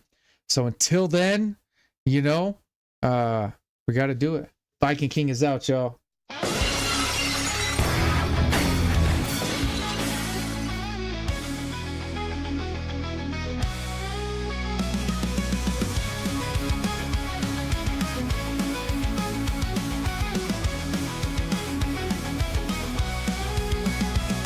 I'm wielding my axe, I'll conquer the night. With my Viking crew, we'll put up a fight. From the shores of Valhalla, we charge so bold. In this gaming world, our legends evolve. Raise your horns, it's time to cheer. Viking King, we're taking the throne. Through every game we've grown, and we've shown. With courage in hearts, and fire in our veins. The saga continues, through victories and pains.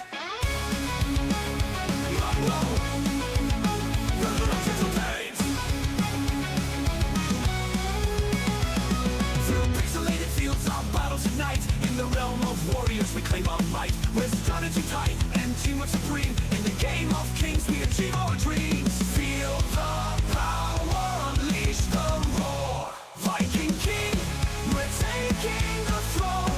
Through every game we've grown, and we've shown. With courage in hearts, and fire in our veins. The saga continues, through victories and pains. Feel the power, unleash the roar. Viking King, we're taking the throne. Through every game we've grown, and we've shown. With courage in hearts, and fire in our veins. The saga continues, through victories and pains.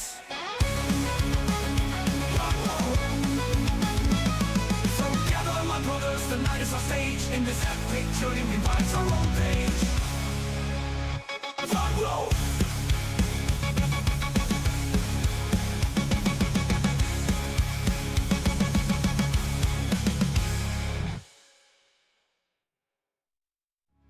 So gather, my brothers, the night is our stage. In this epic journey, we write our own page. Viking King, we're taking the throne. Through every game we've grown,